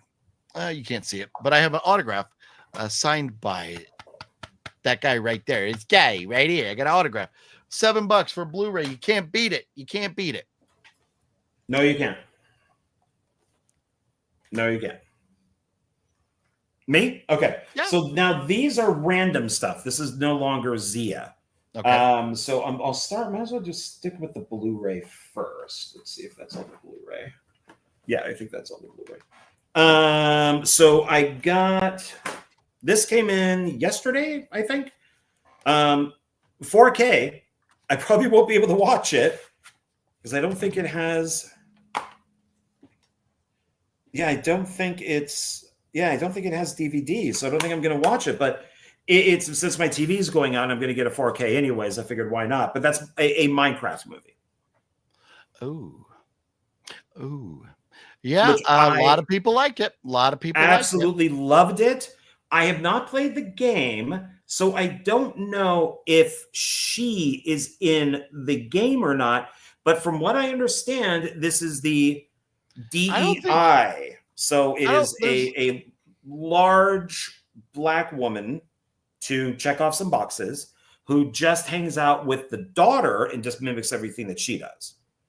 So I don't know the game. I just don't think I think that I've heard that she is only in this movie. Minecraft is blocks, and block people. And I don't think there's none of those characters. Yeah, there's not I don't think any of those. Well, I think Steve. Yeah, but I think there may be blocks, but I think Steve is in the game, so that'd be Jack Black. But they're more blocks. Like here's like a dog that's a block. So I really enjoyed it. I thought it was really good. I didn't mind her in it. That's fine. But just from what I heard is this she's only in there to. Unless Minecraft has changed, it was like you would build your little town or whatever out of block people and stuff. Which they do, Jack Black, and they do build their. I actually like him in this though. Yeah, my kids played the shit out of Minecraft. In fact, my daughter still plays Minecraft, and I've never I don't know that. I mean, I don't know because I've not seen the movie. Will not see the movie. But I don't think there's characters that transition over. Maybe there are. No, that's cool. I know you enjoyed it very much. So glad you were able to pick that up. I was very surprised of how much I enjoyed it. Yeah. A movie I enjoy very much, Casino. How about them apples? How about them blueberries evenly dispersed between muffins? But I did not own this. I was shocked as I went to pick it up and put it in. I was like, what? So picked it up for $6.99 on Blu-ray right there. I was very happy. Very to get nice. it for $7. Yeah. My only issue with that film is the dummy that's in the car at the very beginning. That looks awful. God, does that thing look awful? Like, come on. You know, this is a Scorsese film. You could get a better dummy. But in 95 on low def TV and stuff, you would have never caught it. I saw it on the big screen and it just looked, that looks awful. Well, it was 95 effects too, so. But you're right, it's bad. You're correct. That shot is Cinestalker, and I had a good laugh at it when we made our video there. But it's still a great movie. Yeah. So this is video game. This is comic book. Bulletproof Monk. So Chow Yun Fat and Stifler. Interesting. So I have no idea who the girl is because they only listed 2 guys. So who is the girl? No, let's see. Oh, Jamie King. Every once in a while, we get a Jamie King movie in here. You had a Jamie King movie, I think, last time. Oh, is she Black Summer, the actress from Black Summer? Yeah. I think so. Yeah, that's all right there. Yeah. You realize the picture of you I see right now is about that big. You could hold it all the way up to the screen. I'll never see. How am I this big? I see you on my whole screen. Because it just the way my setup is over here, we are both very small. So I can't see it. Well, on my screen, you are very big, and everybody who's watching us are very big. So. Oh, well, that's very nice. Yes. But Mr. Sunday Movies, who, you know, I always watch, they are back doing their comic book movies that people have never heard of before. They call it tanking the algorithm. I can't pronounce that. Algorithm. But, yes. And so the first one they did was Time Cop, which I had with Van Damme. And then this is the next one they're going to do. Okay. So Time Cop is still coming in the mail because that one's out of print. That's really hard to find. But I remember this being boring as fuck, but I'm going to watch it before next week. Okay. So, but Chow Yun Fat, you can't go wrong with Chow Yun Fat. Hopefully, you got Stifler in it, so hopefully you can't go wrong. Get Out. I am not a fan of, what's this guy's name, the director? Jordan Peele. Not a fan, but... So my daughter for my birthday got me a poster with 100. It's like 100 horror movies you have to watch or something like that. And Get Out is on that list. And I think maybe, I don't know if Us is on there, or whatever the other movies he did. So I very reluctantly bought this so I can watch it. And then maybe I'll buy the others. But it was $6 on Blu-ray. It's gonna take maybe some alcohol to get me through this movie, but wow, hopefully I enjoy it.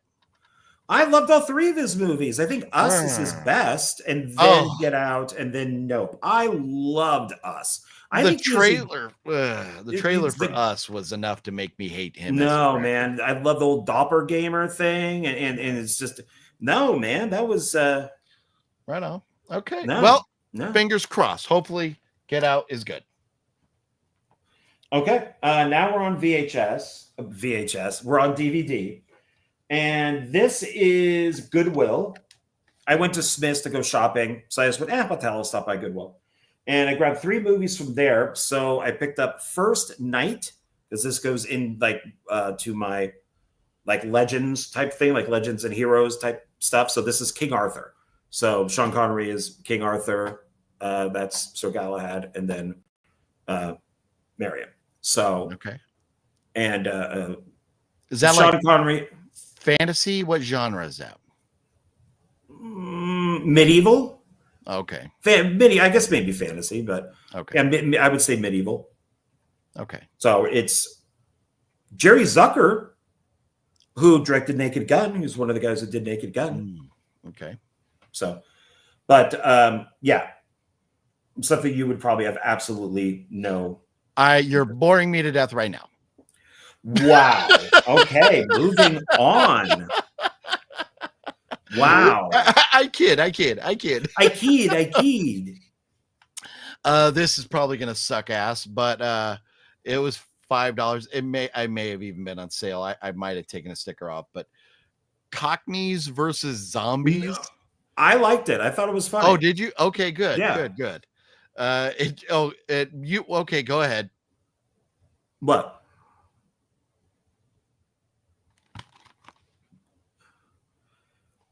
Since you can see so big. It is. Yeah, it is Scream Factory. Who produced that? I don't know. This city ain't big enough for the both of them. Cockneys and Zombies. What is a Cockney? It's a certain Brit. Okay. Like you know how they say like he has a Cockney accent? Never heard that. It's from a certain part of the UK. Okay. So I hope it's good. I like a good zombie movie. And I need a good zombie movie in my life because I haven't had a good zombie movie in my life in a long time now. Because 28 years certainly wasn't. But it was $5. I may have been less. I may have pulled off a discount sticker or something, but at most it was $5. Okay. Then this one is. It has a few. So you would think this is a science fiction movie. It's Slipstream. It's got Mark Hamill when we liked Mark Hamill, and Mark Hamill, Bill Paxton, and Ben Kingsley. Slipstream, which is actually a pretty good film. It's done by Lucasfilm. That's a great cast. Yeah, but it also says includes 4 other movies. Okay, they must be science fiction films, right? So the other 4 films are The President's Man, starring Chuck Norris. The President's Man, A Line in the Sand, starring Chuck Norris. Logan's War, Bound by Honor, starring Chuck Norris. The Final Come Down, starring Billy D. Williams. All right. None of these are science fiction movies. Wow. So I mostly got it for the Chuck Norris thing. So, and I don't own any of them. Maybe they're TV movies. I don't know. But, some of them were directed by Eric Norris, which is his son. Okay. So, but I figured why not? It was, it's cheap. I see Fall Rain in the chat, so I'm just going to go ahead and get this out of the way. It's vamp time. It is vamp time. What's up, Fall Rain? How you doing? 28 years later was okay. Yeah, it disappointed the heck out of me. It sucked. You know what? I'm let's see. No, I've already done a couple that weren't horror. So I'll just mix this one in here. Based on a true story, kidnapping Mr. Heineken with Anthony Hopkins. I love me some Anthony Hopkins over here. Picked this up for $6. And the reason I bought it was Anthony Hopkins. I do love Anthony Hopkins. Happenings. The words are so small in the back, but it looks like a fun action movie, and it's got Anthony Hopkins in it. So what do you know? Have you seen, John, the kidnapping Mr. Hopkins? I have not. I've never heard of it. And when you showed me the box, I thought that was John Lithgow. So he does kind of look Lithgowish in here. So yeah, so we'll see about that. Okay. Then this is another collection from Goodwill. I've seen this 1,000 times, and I figured, now I should pick it up. So it's 4 films horror collector set. So shit! Is this your first horror movie tonight? I think it's your first horror movie. Oh, is it? Yeah, it's horror movie Monday. I have Zombie. Does that count? Oh, but you haven't shown that yet. No, I have. That was the Burning Dead. Okay, I don't remember. The zombies from the volcano. Oh yeah, okay, yeah. Yeah, I thought. There's been very little. Yeah, but this has Bloody Mary. Okay. Mortuary, which is that the Soska sisters? Bloody Mary, is that the Soska sisters version of that one? No, Richard Valentine. But who directed it? Is that Richard Valentine? Yeah. Oh, okay. And then Mortuary is Toby Hooper, and then there's Memory. Oh, Memory's good. Yeah. And that's a great 4-pack right there. Well, what's the other? The 3. So Billy Zane, Anne Margaret, Dennis Hopper, and Memory. And then this is Salvage. Okay, Salvage is the only one I don't know, but those are great movies. The other 3. Yeah, and it says starring, and I've never heard of these people before, so don't know. But I figured, why not? I always see it at ZIA. it's always there. And it's like, well, Nice. I might as well pick it up. Why not? So Yeah. Very cool. eh. So the next one, I'm gonna do two for here. I'm gonna do two movies here because it's a franchise. The third one in the franchise was still too expensive, but when I saw X, I've been hoping they would put out a trilogy box set, and I just haven't gotten it yet. So I couldn't wait any longer. I had to pick up X, and of course, I mean, like X is definitely in my top 10 horror movies of all time. It is so damn good. But I mean, I can't say enough about it. But to find it on Blu-ray for $9, I had to pick it up. And because I picked up that for $9, once I saw Maxine with the slipcover for $20, and Maxine is still brand spanking new, not even used, for $20 with the slip on Blu-ray, I got these two. I didn't. Well, nice. I did not get Pearl because Pearl was still $25. So I'll get Pearl at some point down the road.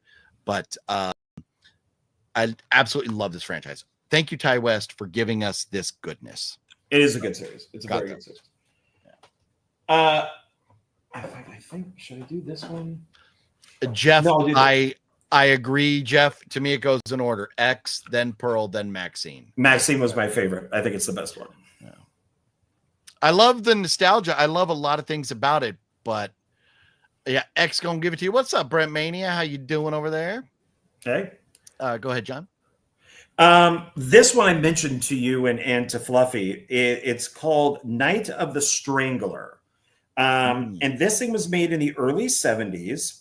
It stars Mickey Dolenz from the Monkees. Oh, yes. And it's from the director of Creature from Black Lake. And this is from the AGFA. I don't know if it's it's American Journal Film Archive. And it's this here. This film. Oh, it's Vinegar Syndrome also. Oh, nice. Okay. You could do a drinking game with how many times they use the N-word in this. I mean, it is excessive. And I don't know what Mickey Dolenz was thinking. I mean, we got his name right there. They even highlighted it for you. It is amazing of how racist this film is. And it was a bucket list movie because I didn't think anybody would want to pick it up because it's so. I mean, it is. I think in the first 5 minutes of the movie, there's a white girl and the black guy walking, and the black guy gets shot because he's black and because he's seeing a white woman. So it's one of those movies. But because I'm a Monkees fan and a Mickey Dolenz fan, I picked it up. But it's brutal. So the world was the world still has its issues, but the world was a shitty place at one time. So, I mean, if you're going to be historically correct, be historically correct. You know, John talks jive. What you talking about? Airplane reference, right? Is the N-word used between black people or is it white? Antonis? That I don't. Let's not dive that far down to racist. Let's just move on, Antonis. You might like The Survivalist if you're a fan of Mia Goth. It's on Tubi. Survivalist. Have you seen that, John? A Survivalist? No. I've just become a Mia Goth fan, so I never knew who she was until recently. I only learned of her from X, and I don't know what else she's done aside from the X franchise. She was in Cronenberg's son's second movie after Possessor. That really weird one that deals with cloning and duplicates that I didn't really like that much. I had no idea who she was when I saw the movie. And then I found out later on who she was, I think through X and stuff like that. I'm like, oh, that's the chick from that movie. But Brandon Cronenberg is second film, which I was not a fan of. Yeah. Jeff says full frontal, just saying. Mia Goth does get naked a little bit. Oh, do you like Mia Goth's British accent? Is that what about the one where they're on they're like at the resort and they're all trying the guy's trying to leave. It's yeah. They like all is die. that Brandon Cronenberg's? Yeah. Yeah. Okay, that's right. You are correct. Yeah. No, that's a great movie, and I own that. I did not like it. Yeah. Oh, I thought that was great. I thought that movie was great. Compared to Possessor, I was very let down.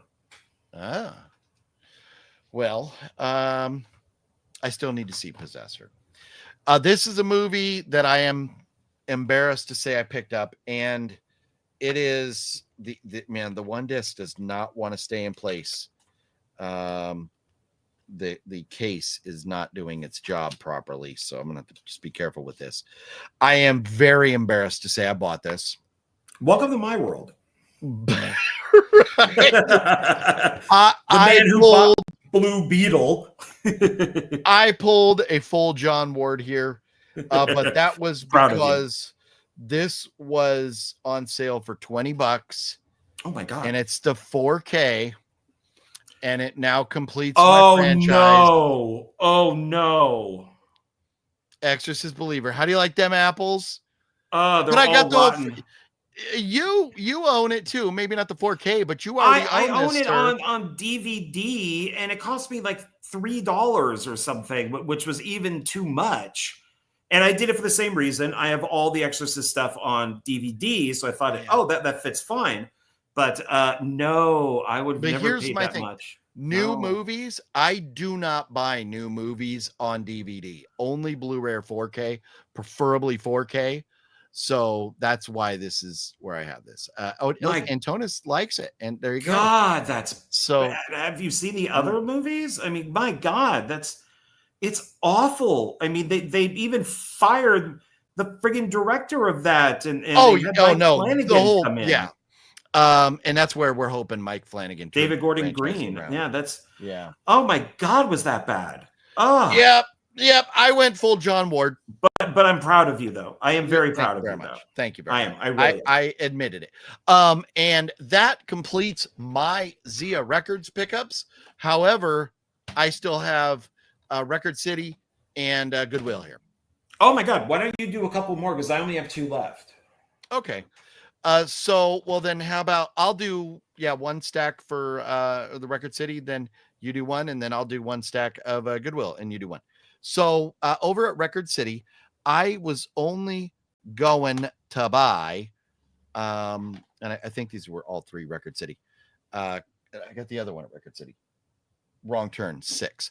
4 movies at Record City, and I learned no matter what they're marked, like this says $5 right here. DVDs were $3. Blu-rays were $4. So I was prepared. Oh, and that's right. So wrong turn 6, I only spent $4 on, even though it said $6, because the Blu-rays were $4. So the entrance inspired by true events. This artwork is great. I love that artwork. Look at the teeth and everything there. And it says it's the twisted sadism of Saw with Satan himself at the helm. Okay. So it should be a pretty twisted and jacked up movie. So I'm very much looking forward to The Entrance right here. Ever heard of it, John? No. Yeah. I don't know anybody involved with it, but the artwork looks good, and what they had to say about it looked fun. So $4 hairs. And then this one here, I think, it's got to be Happy Hell Night. Oh, another kind of cool looking artwork there. An Anchor Bay flick, directed by Brian. It might be one of your holiday things. Doesn't that take place on a holiday? On October 31st, 1963. The 7 members of the Phi Delta Kappa fraternity were found brutally. I love when they say brutally murdered, because there's some other way to get murdered apparently. A Halloween flick, Happy Hell Night, which is funny because Jeff said he liked Hell Night. This is Happy Hell Night. This is the cheerful version of Hell Night right here, and Yes, it's got a very little happy. paper Yes. thing. So, and then the other one that I got over there was Black Cat, based on a story by Edgar Allan Poe. Who directed that one? Stuart Gordon, I believe, right? Yes. That's part of that. Was that Masters of something? Yes. Masters. Yeah. Master of Horrors. Yes. With Jeffrey Combs. Oh, sweet. Oh, that's Jeffrey a good one. Combs Okay. Yeah. Jeffrey Combs. Very nice. Okay. So yeah. So Black Rare by Stuart Gordon with Jeffrey Combs in it. There you go. All right, John. Show us one of your two. I mentioned this earlier, and it just came in today. Oh my god!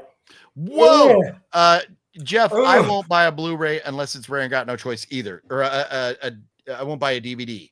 I'm with you. That's the way I roll nowadays, Jeff. I don't like buying DVDs, but everything I got, these are all like obscure things that you may not see on Blu-ray. So, sorry. Are you done yawning, John? Yes, thank you.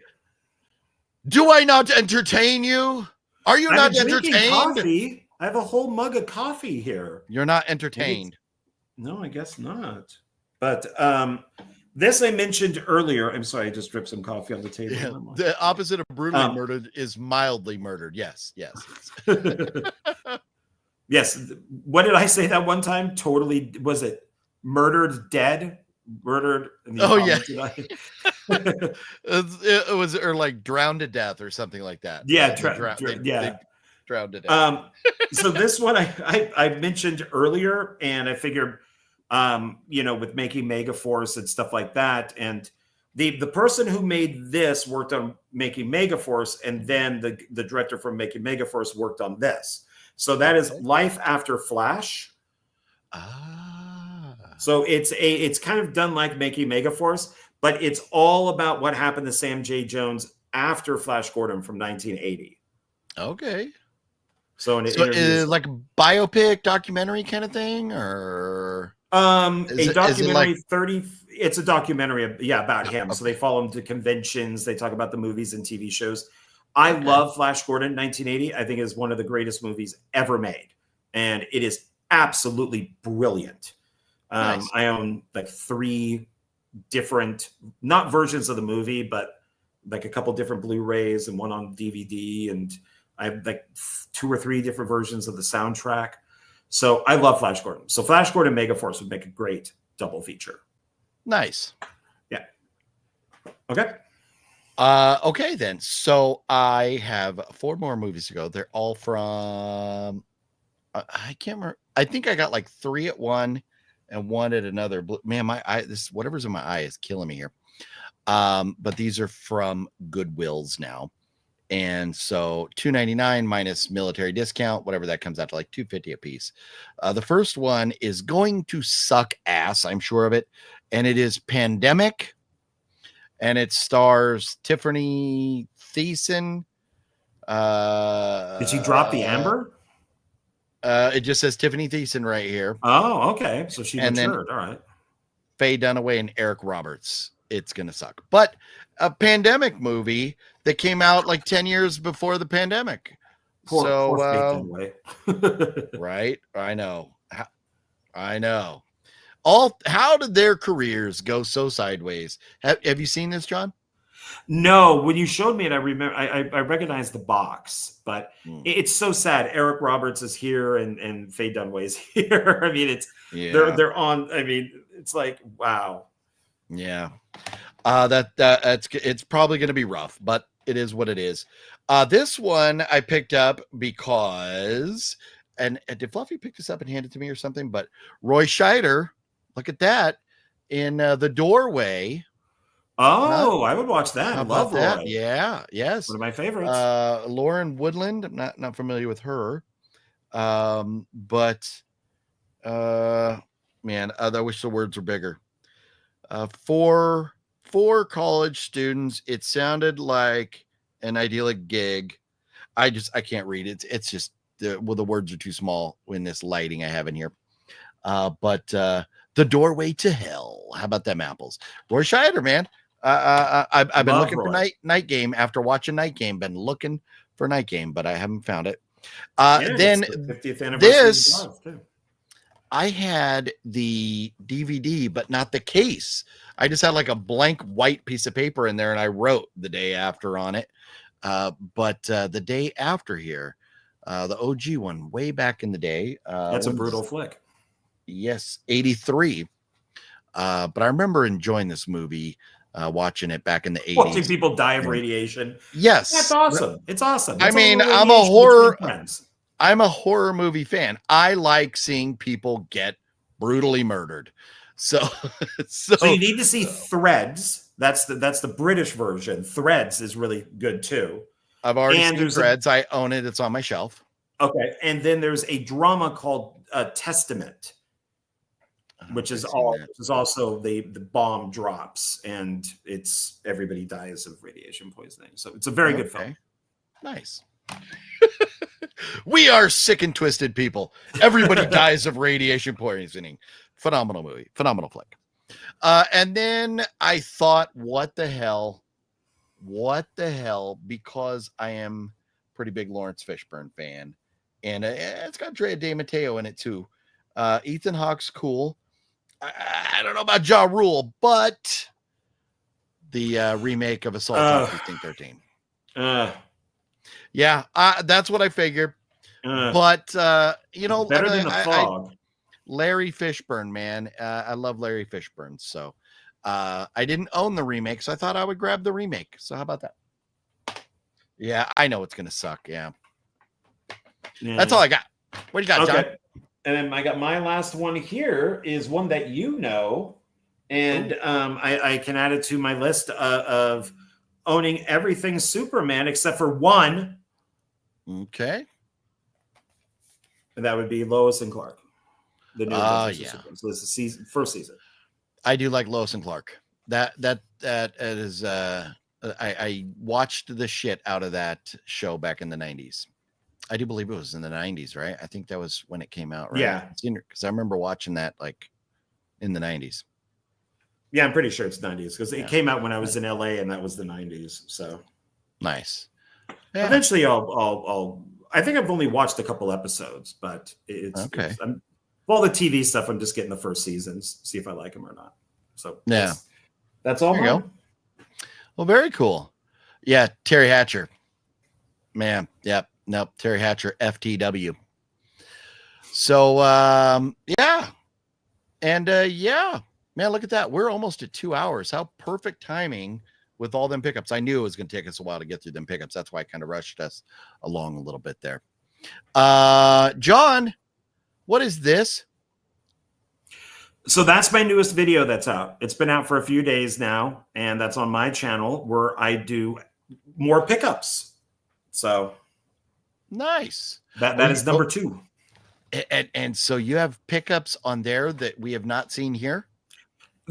I think these are ones that were from like months ago and they're just been sitting in stacks. Wow. So it's like, I might as well, show them differently or talk about them differently. But I think these are ones that for like when I first came on, something like that. Okay. Nice. Well, yeah, man, if we could go back, maybe I don't think I'd ever take the time to do it. But so this, like tonight, is our 17th Horror Movie Monday together. Oh, so it would be I know time flies, doesn't it? Isn't that crazy to think 17 already? But so anyways, everybody check out that. You got new content from John over on his channel before you get to see this, his one filmmaker with Bob and Barry over there. So, but Very man, happy with that one. To think about how many movies we have bought and all the pickups we've had over the last 17 episodes. Oh my God. And yeah, that would be a lot. So yeah, I wouldn't even begin to want to guess. I'd have to go count, and I'm not going to watch all the videos again just to find out. But yeah. Yeah, Mr. Bones, EMAG. Man, it's been a while. It's been a while. I think, and in 17 weeks, we've only done one giveaway. What are you gonna do? What are you gonna do? So now the fun part is how's a G fan? But he says something here. John, completionist collection. Well, Exorcist Believer would be that would be one that I would not normally pick up if I didn't own the other ones. Jurassic World Dominion I just picked up. That one's on Blu-ray. It's extended by 14 minutes. And surprisingly, it's a much better movie than what I remember. It's still not great, but I mean, I did watch all of these in the last few days. So look at all those babies. Oh yeah, we never even talked about that, huh, man? Yeah, So but this is the last one. It took me like a year or so, maybe 2 years to actually pick it up. But it's a lot better than what I remember. So going back in there and looking at those again, how do you feel about the franchise after rewatching everything? I watched the World movies backwards. So I did Dominion first, and then I did Fallen Kingdom, and then just Jurassic World. I enjoyed these a lot more than I've always liked Jurassic World. It was probably my favorite movie of that year. I put it right up there with the original Jurassic Park, but I never really liked Fallen Kingdom or Dominion that much. But I don't know. I kind of, maybe because of Rebirth, I like them a little bit better. But it's still a really weird direction that they took these. Very weird. Yeah. And you could tell that the studio probably thought it was a huge mistake. So they wanted to get everybody back onto the island again, because it just wasn't working with the islands just being, or the dinosaurs just being on the mainland. And then I watched the original three in order. So Jurassic Park is always great. I would have to say out of all of these now, Lost World is the worst one out of all of them. Lost World is awful. It is bad. And that's a Jurassic Park one, which I've never seen any of the sequels. Oh, it's the second one. Okay. Yeah. It was Jurassic Park, and then it's Lost World, Jurassic Park, and then Jurassic Park 3. Jurassic Park 3, I think, is the second best one. Lost World is just dumb. It's just stupid. And of course, each movie has to have kids in it. The part 2, just the Lost World, is so. Jeff Goldblum mentions in the first film that he has 3 kids. I guess he's had sex with a lot of women. He has a lot of kids out there, but he only mentions 3. So I'm guessing because Samuel L. Jackson is the only black guy in the first movie, they had to bring in his black daughter, and it is awful. It is so forced because she's a gymnast and she kills a raptor by doing gymnasium stuff. Like, you actually see her flipping around the poles, and then she kicks it out the window and it lands on some spikes. It is so stupid. It's so stupid. Yeah, there's a reason I've never watched any of the sequels. But I mean, I still think part 3 is good, and I've come to like these 2 a little bit better. So, Fallen Kingdom and Dominion. But it goes back to, like, once again, like it's like the last 30 minutes is when everything kicks in. So, got to build up that drama. Yeah, this is like a haunted house movie because it mostly takes place in a house, and the dinosaurs are roaming around a house. But it has all this underground stuff. So, I mean, that's kind of interesting. It's different. It's not just on an island again. So, Mr. Bone says, you might like sequels if you like dinos. That is exactly why I have never watched any of them. I'm not a big monster movie fan, and dinosaurs are included. Although, you know what? I did wind up liking the Jaws movies after I just never gave those a chance, like the sequels, but now I've seen them all and I enjoy them all. Dinosaurs, man, my thing is I just don't care enough to try. So maybe someday. I do have what is this? Is this a Blu-ray of the Jurassic Park collection? So, and the only reason I have the Jurassic Park collection is because my parents had it. I inherited it when they passed away. I mean, the and first one is worth watching. I mean, you don't have to continue after that, but the first well, one I've seen part one. I remember seeing part one when it came out back in the theater. No, Mr. Bones. So Godzilla is a big womp for me. I did like Godzilla -1. Other than that, I can't tell you another Godzilla movie that Godzilla versus Kong that came out like a couple years ago. But boom, that was it terrible. started out good. It started out serious, and then it just turned into a kids movie. Yeah. So yeah, I'm not a huge fan of those. What up, Wicked Network? That's another one. I need New Empire to complete the collection. So that's another completest thing. How about Theodore Rex with Whoopi Goldberg? Oh God! What? Brent Mania.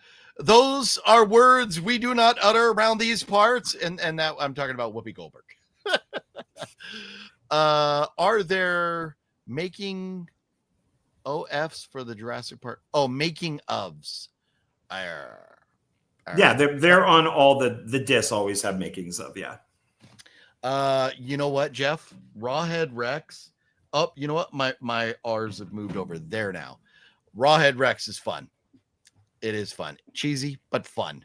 If they had spent a little bit more money on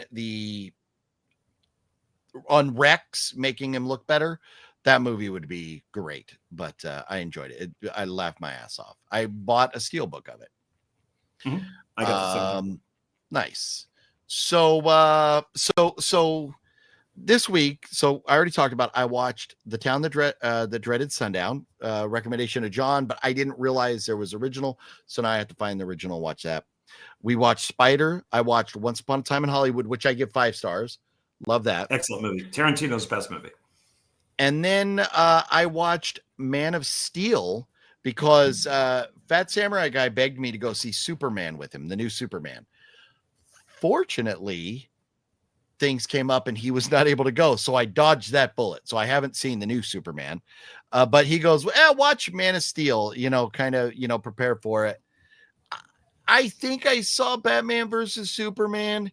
And I there's something called Justice League or something like that out there. I think I've never seen that.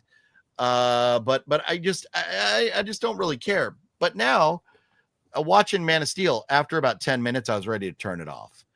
And then there's no reason for you to watch it if you're going to go see the new Superman. They're day and night. I mean, no, 100%. Phat Samurai Guy just wanted me for a review to be able to talk about the yin and yang of the two movies. That was why. So, but anyways, after getting through it, I wound up, enjoying Man of Steel. I give it 3.5 stars out of 5.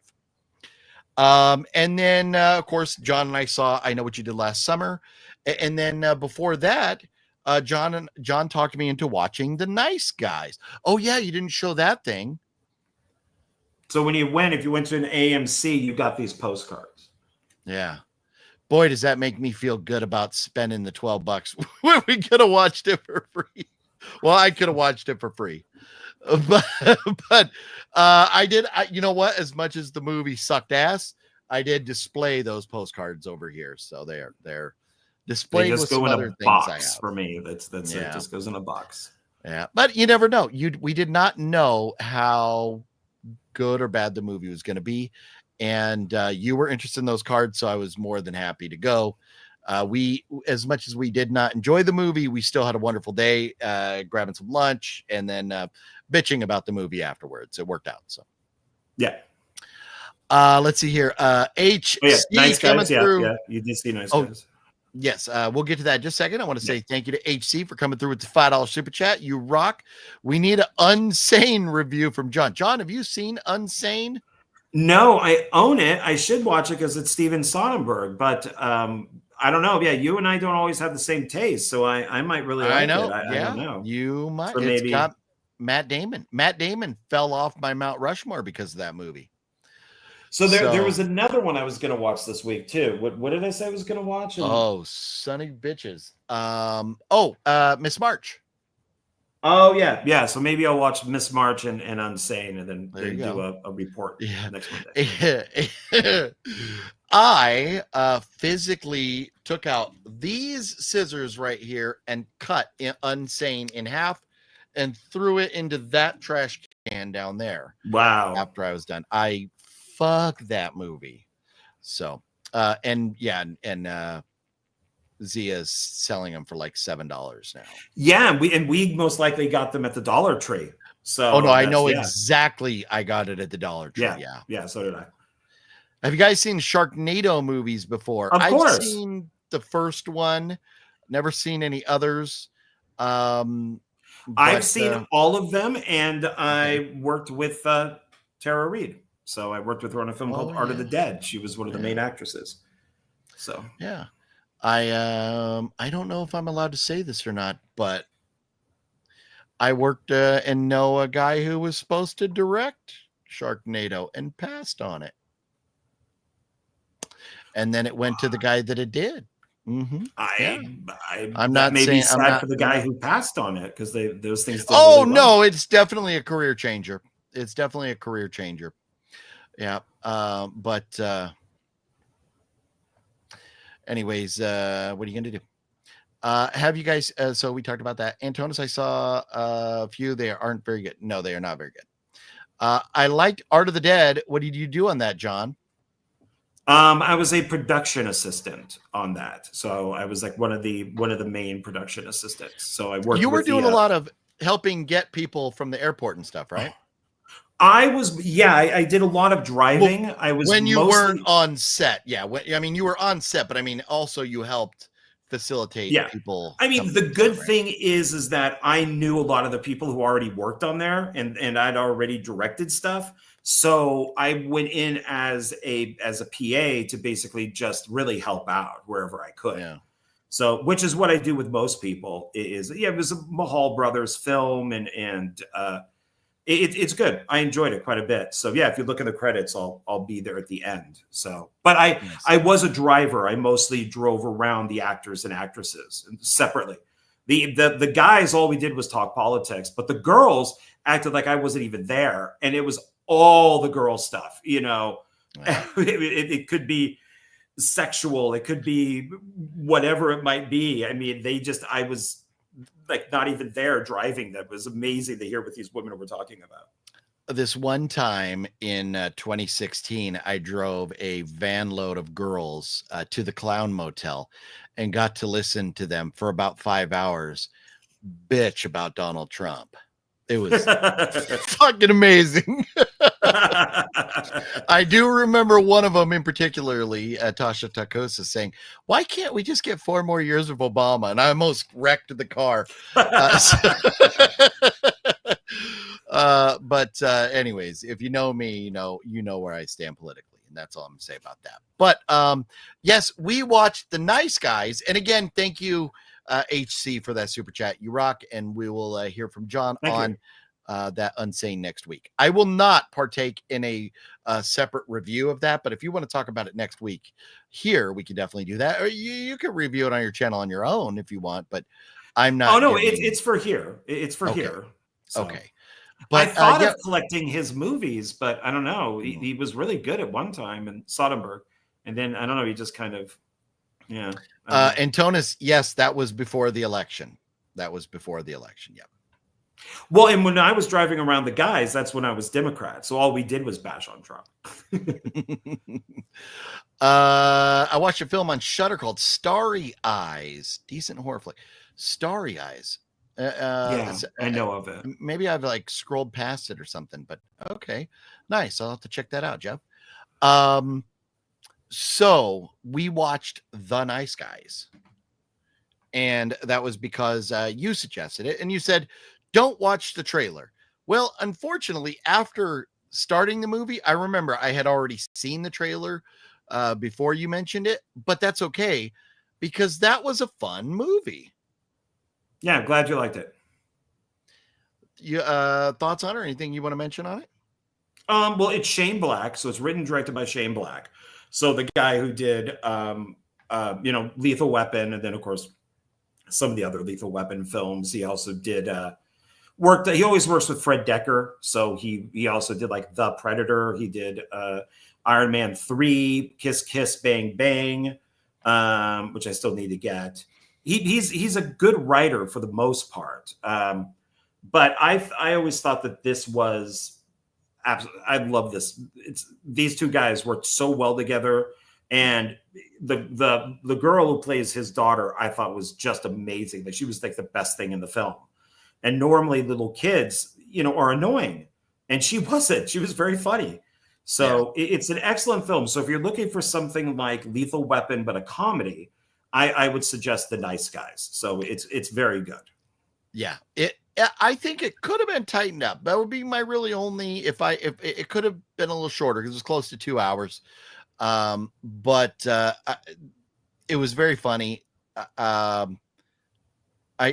laughed a lot at it, and so I was very happy to watch that. So, good choice there. Both of us highly recommend it.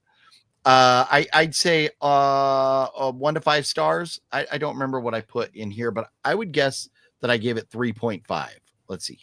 Oh, on here I gave it 3 stars only. But what do you rate Nice Guys, John? I give it 4. Oh wow, okay. Yeah.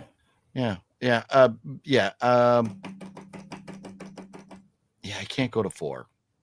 I gave Sinners a 4, so I can't give Nice Guys a 4. So, but it was a good one. It was a good one. I enjoyed it a lot. Yeah.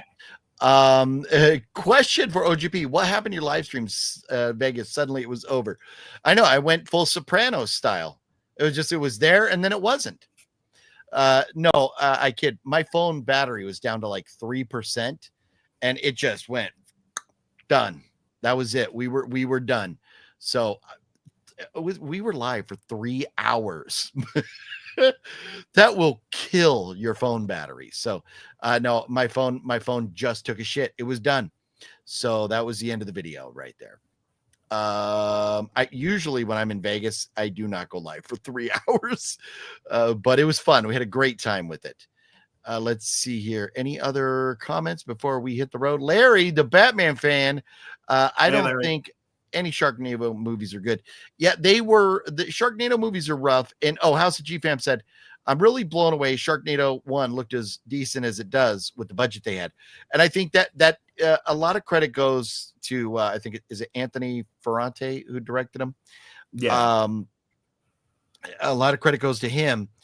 I don't know what Asylum gave him for shooting movies, but most Asylum movies are shot between 5 and 7 days, and it's one take. There's like, if you get the lines out, that's what they use. We're not, doing a lot of reshoots or retakes and stuff.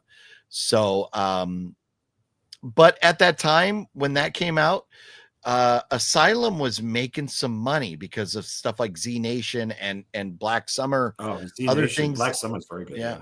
So they had money to throw at things. So I don't know what exactly their budget was, but I seem to think it's a lot more than most of their movies now. A lot of Asylum movies now are like $50,000 to $100,000 budgets. They're not much, especially you get that one name actor. You get a guy like Eric Roberts or a Michael Madsen. You get a guy like them, and you're or a Barry Bostwick. He was in 2010 Moby Dick. He played Ahab.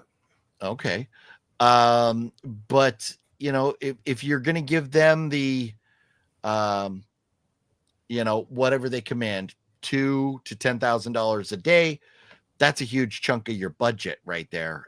And then, the rest of it, you just got to make do. So yeah, I don't know how they pulled that off. But I won't be attending any Asylum stuff anytime soon to find out. So, I'm unhappy with them, but I'm not going to sit here and bash on them or anything. I'm just going to tell what it is. I thought they were okay, but CGI sharks are awful. And that's Asylum. Their CG stuff is all ridiculous. Their CG, Master Chaos made a movie and it was a very good movie, but then they made this monster at the end that looked like, it didn't even look PlayStation 2 graphics. It looked PS1 graphics. It was terrible. And it hurt his movie. So feel bad for Master Chaos for that, because the rest of the movie was good. And he was very frustrated with that. But that's what the Asylum does. So yeah, I got a lot of shit to put away. John, you got a lot of shit to put away too. Yeah, this is full. It's like really full. I know. Man, this is just. But see, now you get to put yours away. I now have to go stack mine for future haul videos doing with Jonathan and Paul on his channel. So they're still going to sit on my counter. That's a lot of movies, man. And it goes. That is a lot. And it's not all of them, because there's all these too. So and they go in alphabetical order. So that means that's a lot of shifting I have to do. That's what takes so long, is that you have to shift everything over. And I got nowhere to shift to. The end is full. Oh man. So it's gonna be a tough a long night ahead of me. I'll probably put on, as Fluffy Gamer would say, I'll put on some Wendy Williams and the Plasmatics. There you go. Wendy Williams, you mean the black talk show host? Yes, exactly. Not Wendy O. Williams. You guys are so great together. Love the videos. Well, thank you. Thank you very much. We appreciate it. We do. We have a lot of fun together, and we kid a lot, and that's what we do, and we have a great time. So thank you for the kind words there. That stream, the stream did not feel like 3 hours. Felt like 1 hour. House of G Fam, I am telling you, Fluffy and I were kind of going through to some of the highlight moments of that last night, just almost peeing ourselves, just dying laughing. So there's some very, very funny stuff in that stream from the other night. I'm telling you, I don't even care that I can't monetize, because I know the music down there is going to kill me, but they are so much fun being live and hanging out with all you all. Look at this, Cody's house. Hey. What's up, Cody? How you doing? We're gonna get ready to wrap it up, guys, here, but a couple more comments. I feel like Chucky Balloon Guy in Las Vegas. Oh, you liked the Chucky? The Chucky Balloon Guy was great. The Donkey Kong John, and these were like 10. They were blown up little balloons, like clown balloons and stuff, and they tied them and made like a 10-foot tall Chucky that this guy wore nice as a suit. Then they had a giant Donkey Kong. All these. We came out of this casino and there was all these balloon people everywhere. I was like, did somebody drop some acid into my Coors Light back there? Because I am tripping balls right now. What are all these balloon characters out here? It was very crazy. I'm a physical copy guy. I still love my DVDs. And those digital only people are dumb. I don't know they're dumb, but what happens when you don't have Wi-Fi to entertain yourself? Slackwolf, we agree with you wholeheartedly. To each their own. I'm not going to call somebody dumb for not collecting, but I get what you're saying. It's there you go. Yes. They run the risk of not having anything to watch when internet is down. So does John still have that pink and blue worm he was sucking down? No, John doesn't have that, because I'll tell you a very funny story. So that John gave that to Fluffy, and then Fluffy violated that thing, and then Fluffy checked out of the hotel. He left before I did. He let me sleep in because I was so drunk from the night before. He threw me a bone and let me sleep in. And he wound up taking an Uber to the airport because apparently Lyft was taking too long. And so he left, and I woke up, and that thing was laying there over by where Fluffy stuff was, all like violated and everything. So I took it and I left it on the bed for the maid to find. She's like, this is my tip. This is my tip. No, she probably walked in and goes, this fucking job ain't worth this shit. That's or I mean, hey, you know what? I used to have like a 4-foot long, giant inflatable penis that was found at a hotel that somebody was throwing out. And I was like, you can't throw that away. I need that in my life. And then Fluffy and I put it in our hotel window so everybody could see a giant penis in the window. But I'm sure maids find a lot of interesting stuff in the rooms. What do you think are the best Shia LaBeouf? Larry, I would have to know some titles. I can't name one. Shia LaBeouf. I would say Spider-Man? None. No. Except for the Transformers movies, which he's awful. That's what he was in Transformers. Yeah, I only like him because they're Michael Bay, but no, I don't like him. He's a douche. Sorry. They're idiots. They're the vote for Biden type digital people. Ouch. Well, Slackwolf got words, man. Oh man, yeah. Poor maid. Yep. Oh man. The Peanut Butter Falcon was good. Shia LaBeouf was in. Don't know. I know of it, but yeah. That worm is probably living its best life now with the maid. Oh man, you think she washed it and took it? She might have just taken it just to go like, look what I found. Look at these two douchebags. Forgot to take home. John, bucket list director you'd like to work with. Oh, there you go. That's a good question. Solid question. It's got to be Michael Bay, right? Who did you say? Michael Bay. I would probably say Michael Bay. Yeah. But there's also ones that would be easier for me, like Uwe Boll, because I know him. Yeah. That would be, and we have discussed doing something. So that would be a bucket list, but it would be an easier bucket list. But yeah, Michael Bay would be great. I'm on the Oz Perkins train right now. Or that would be Oz. good. To me, I could think two right away. Oz recently joined that list, but Tarantino would have to be.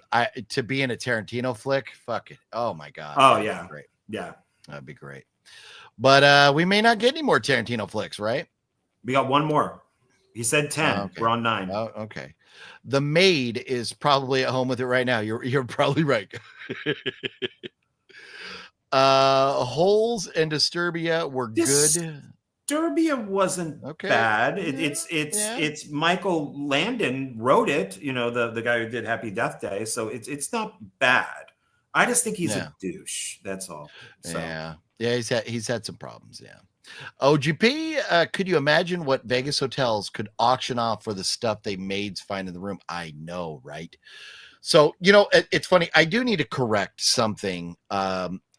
In the video I did at the locations of the casino movie, we went to the restaurant and I was telling the story that we got from the guy that worked there. And it wasn't wrong, but it was just incomplete. So maybe we're already 2.5 hours in, so I'm not going to go into it tonight. But look up the history. If you're interested in mob and Vegas at all, look up the real history of the Piero's restaurant in Las Vegas. Before it was called Piero's, it was called something else, and it was originally funded. He never ran it, but it was originally funded by Sam Giancana, one of the most notorious mobsters of all time. So very cool stuff.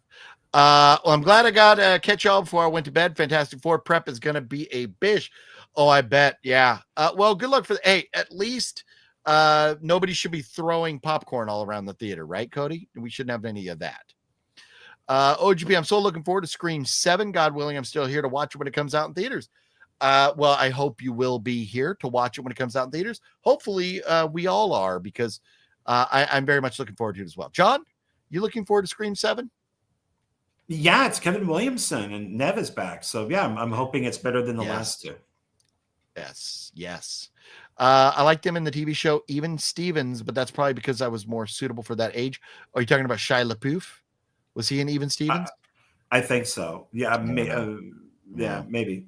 But yeah, that sounds right. Yeah, you would like that stuff. Holes by Shia. Did you like Holes with Shia LaBeouf, John? I mean, that's before he was all douchey, so he was fine in that, and he was also one of the Project Greenlight movies, I believe, that he was okay in. So early stuff is fine. It's just when he became douchey. Yeah. Oh, by the way, John, I also love Alexandria Daddario. She's great. Yes, so pretty. She is awesome. Yeah. Good call, Slack. Well, don't forget the name Tax Collector. Oh, the Tax Collector. That was Shia LaBeouf, wasn't it? Tax Collector, so good. Have you seen that one, John? No, I've seen Eagle Eye. I own Eagle Eye. It's okay. I've purchased some of his films normally when they're like really cheap to get myself to maybe kind of to like him more, because I used to hate Mark Wahlberg. And it's just like, dude, you're just a douchebag. But now I like Mark Wahlberg. So I'm like, I don't know, maybe I could do the same thing with Shia LaBeouf. Yeah, well, and that's where he's had some issues. Yeah, agreed. But yeah, Shia LaBeouf in Tax Collector, it's a very good movie. That is a very good. What do they give it here on? It only has a 4.9 on IMDb. That's interesting. Probably a lot of Shia LaBeouf hate, but it was good. I like that one. Good call. Let's see here. I hope not. If a bunch of teens scream it's clobbering time and throwing crap in the theater, I'll quit. Yeah. No, man, I could. The Minecraft came out. Oh my God. Cody's more excited about Scary Movie 6. I did not know there was going to be a Scary Movie 6. Okay.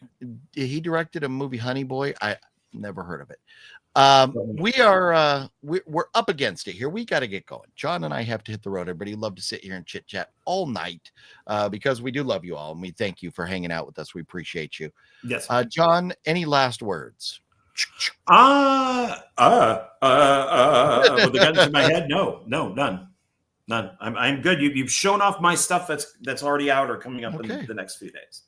So okay, well, Slackwolf says those delicious boobs, and that's all I'm reading to that. Man, she was great in True Detective. Oh man, that first season of True Detective, that is by far the best thing. She is funny. She is very nice in that film. Oh, hilarious. Well, John, it's been fun as always, and hopefully you're not too mad at me for giving you too much crap with your movies as I was teasing you tonight. Oh, no. When I just kept like moving on and pressing and stuff like that. So no. We need to go on. I could talk for a little too long. I mean, I'll never get over Ballistic, but that's okay. I mean, that's fine. Maybe I'll give it as a giveaway. Somebody want to win a copy of Ballistic?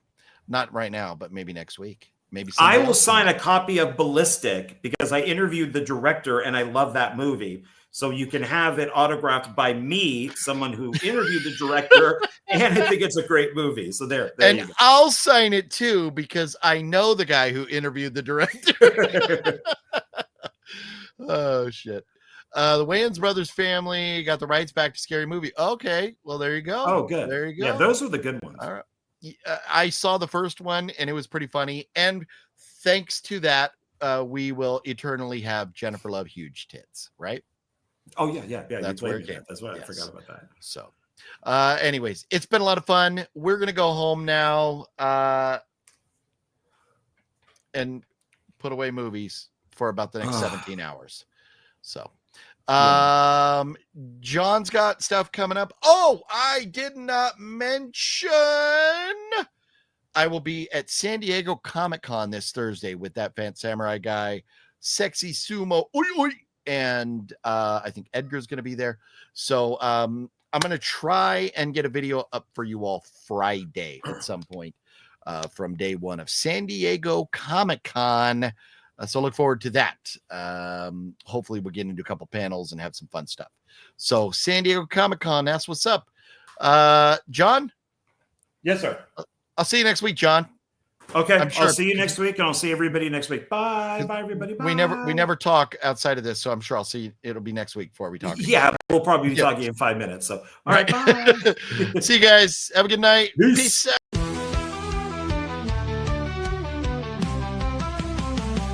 It's Horror Movie Monday, you already know. Chills in the air, and the tension's low. OGP steps up, setting the tone. always in charge, yeah, sitting on the throne. Sean Ward steps in with a confident stare, nipples getting hard from the icy glare. Bowser's in the back, creeping through the dark, lurking in the silence like a phantom arc. It's Horror Movie Monday, lights down low, screens on the screen, let the madness flow. We laugh, we jump, we scream, we play. Every week it's thrilling in a twisted way. What's your favorite scary movie? Fuck you!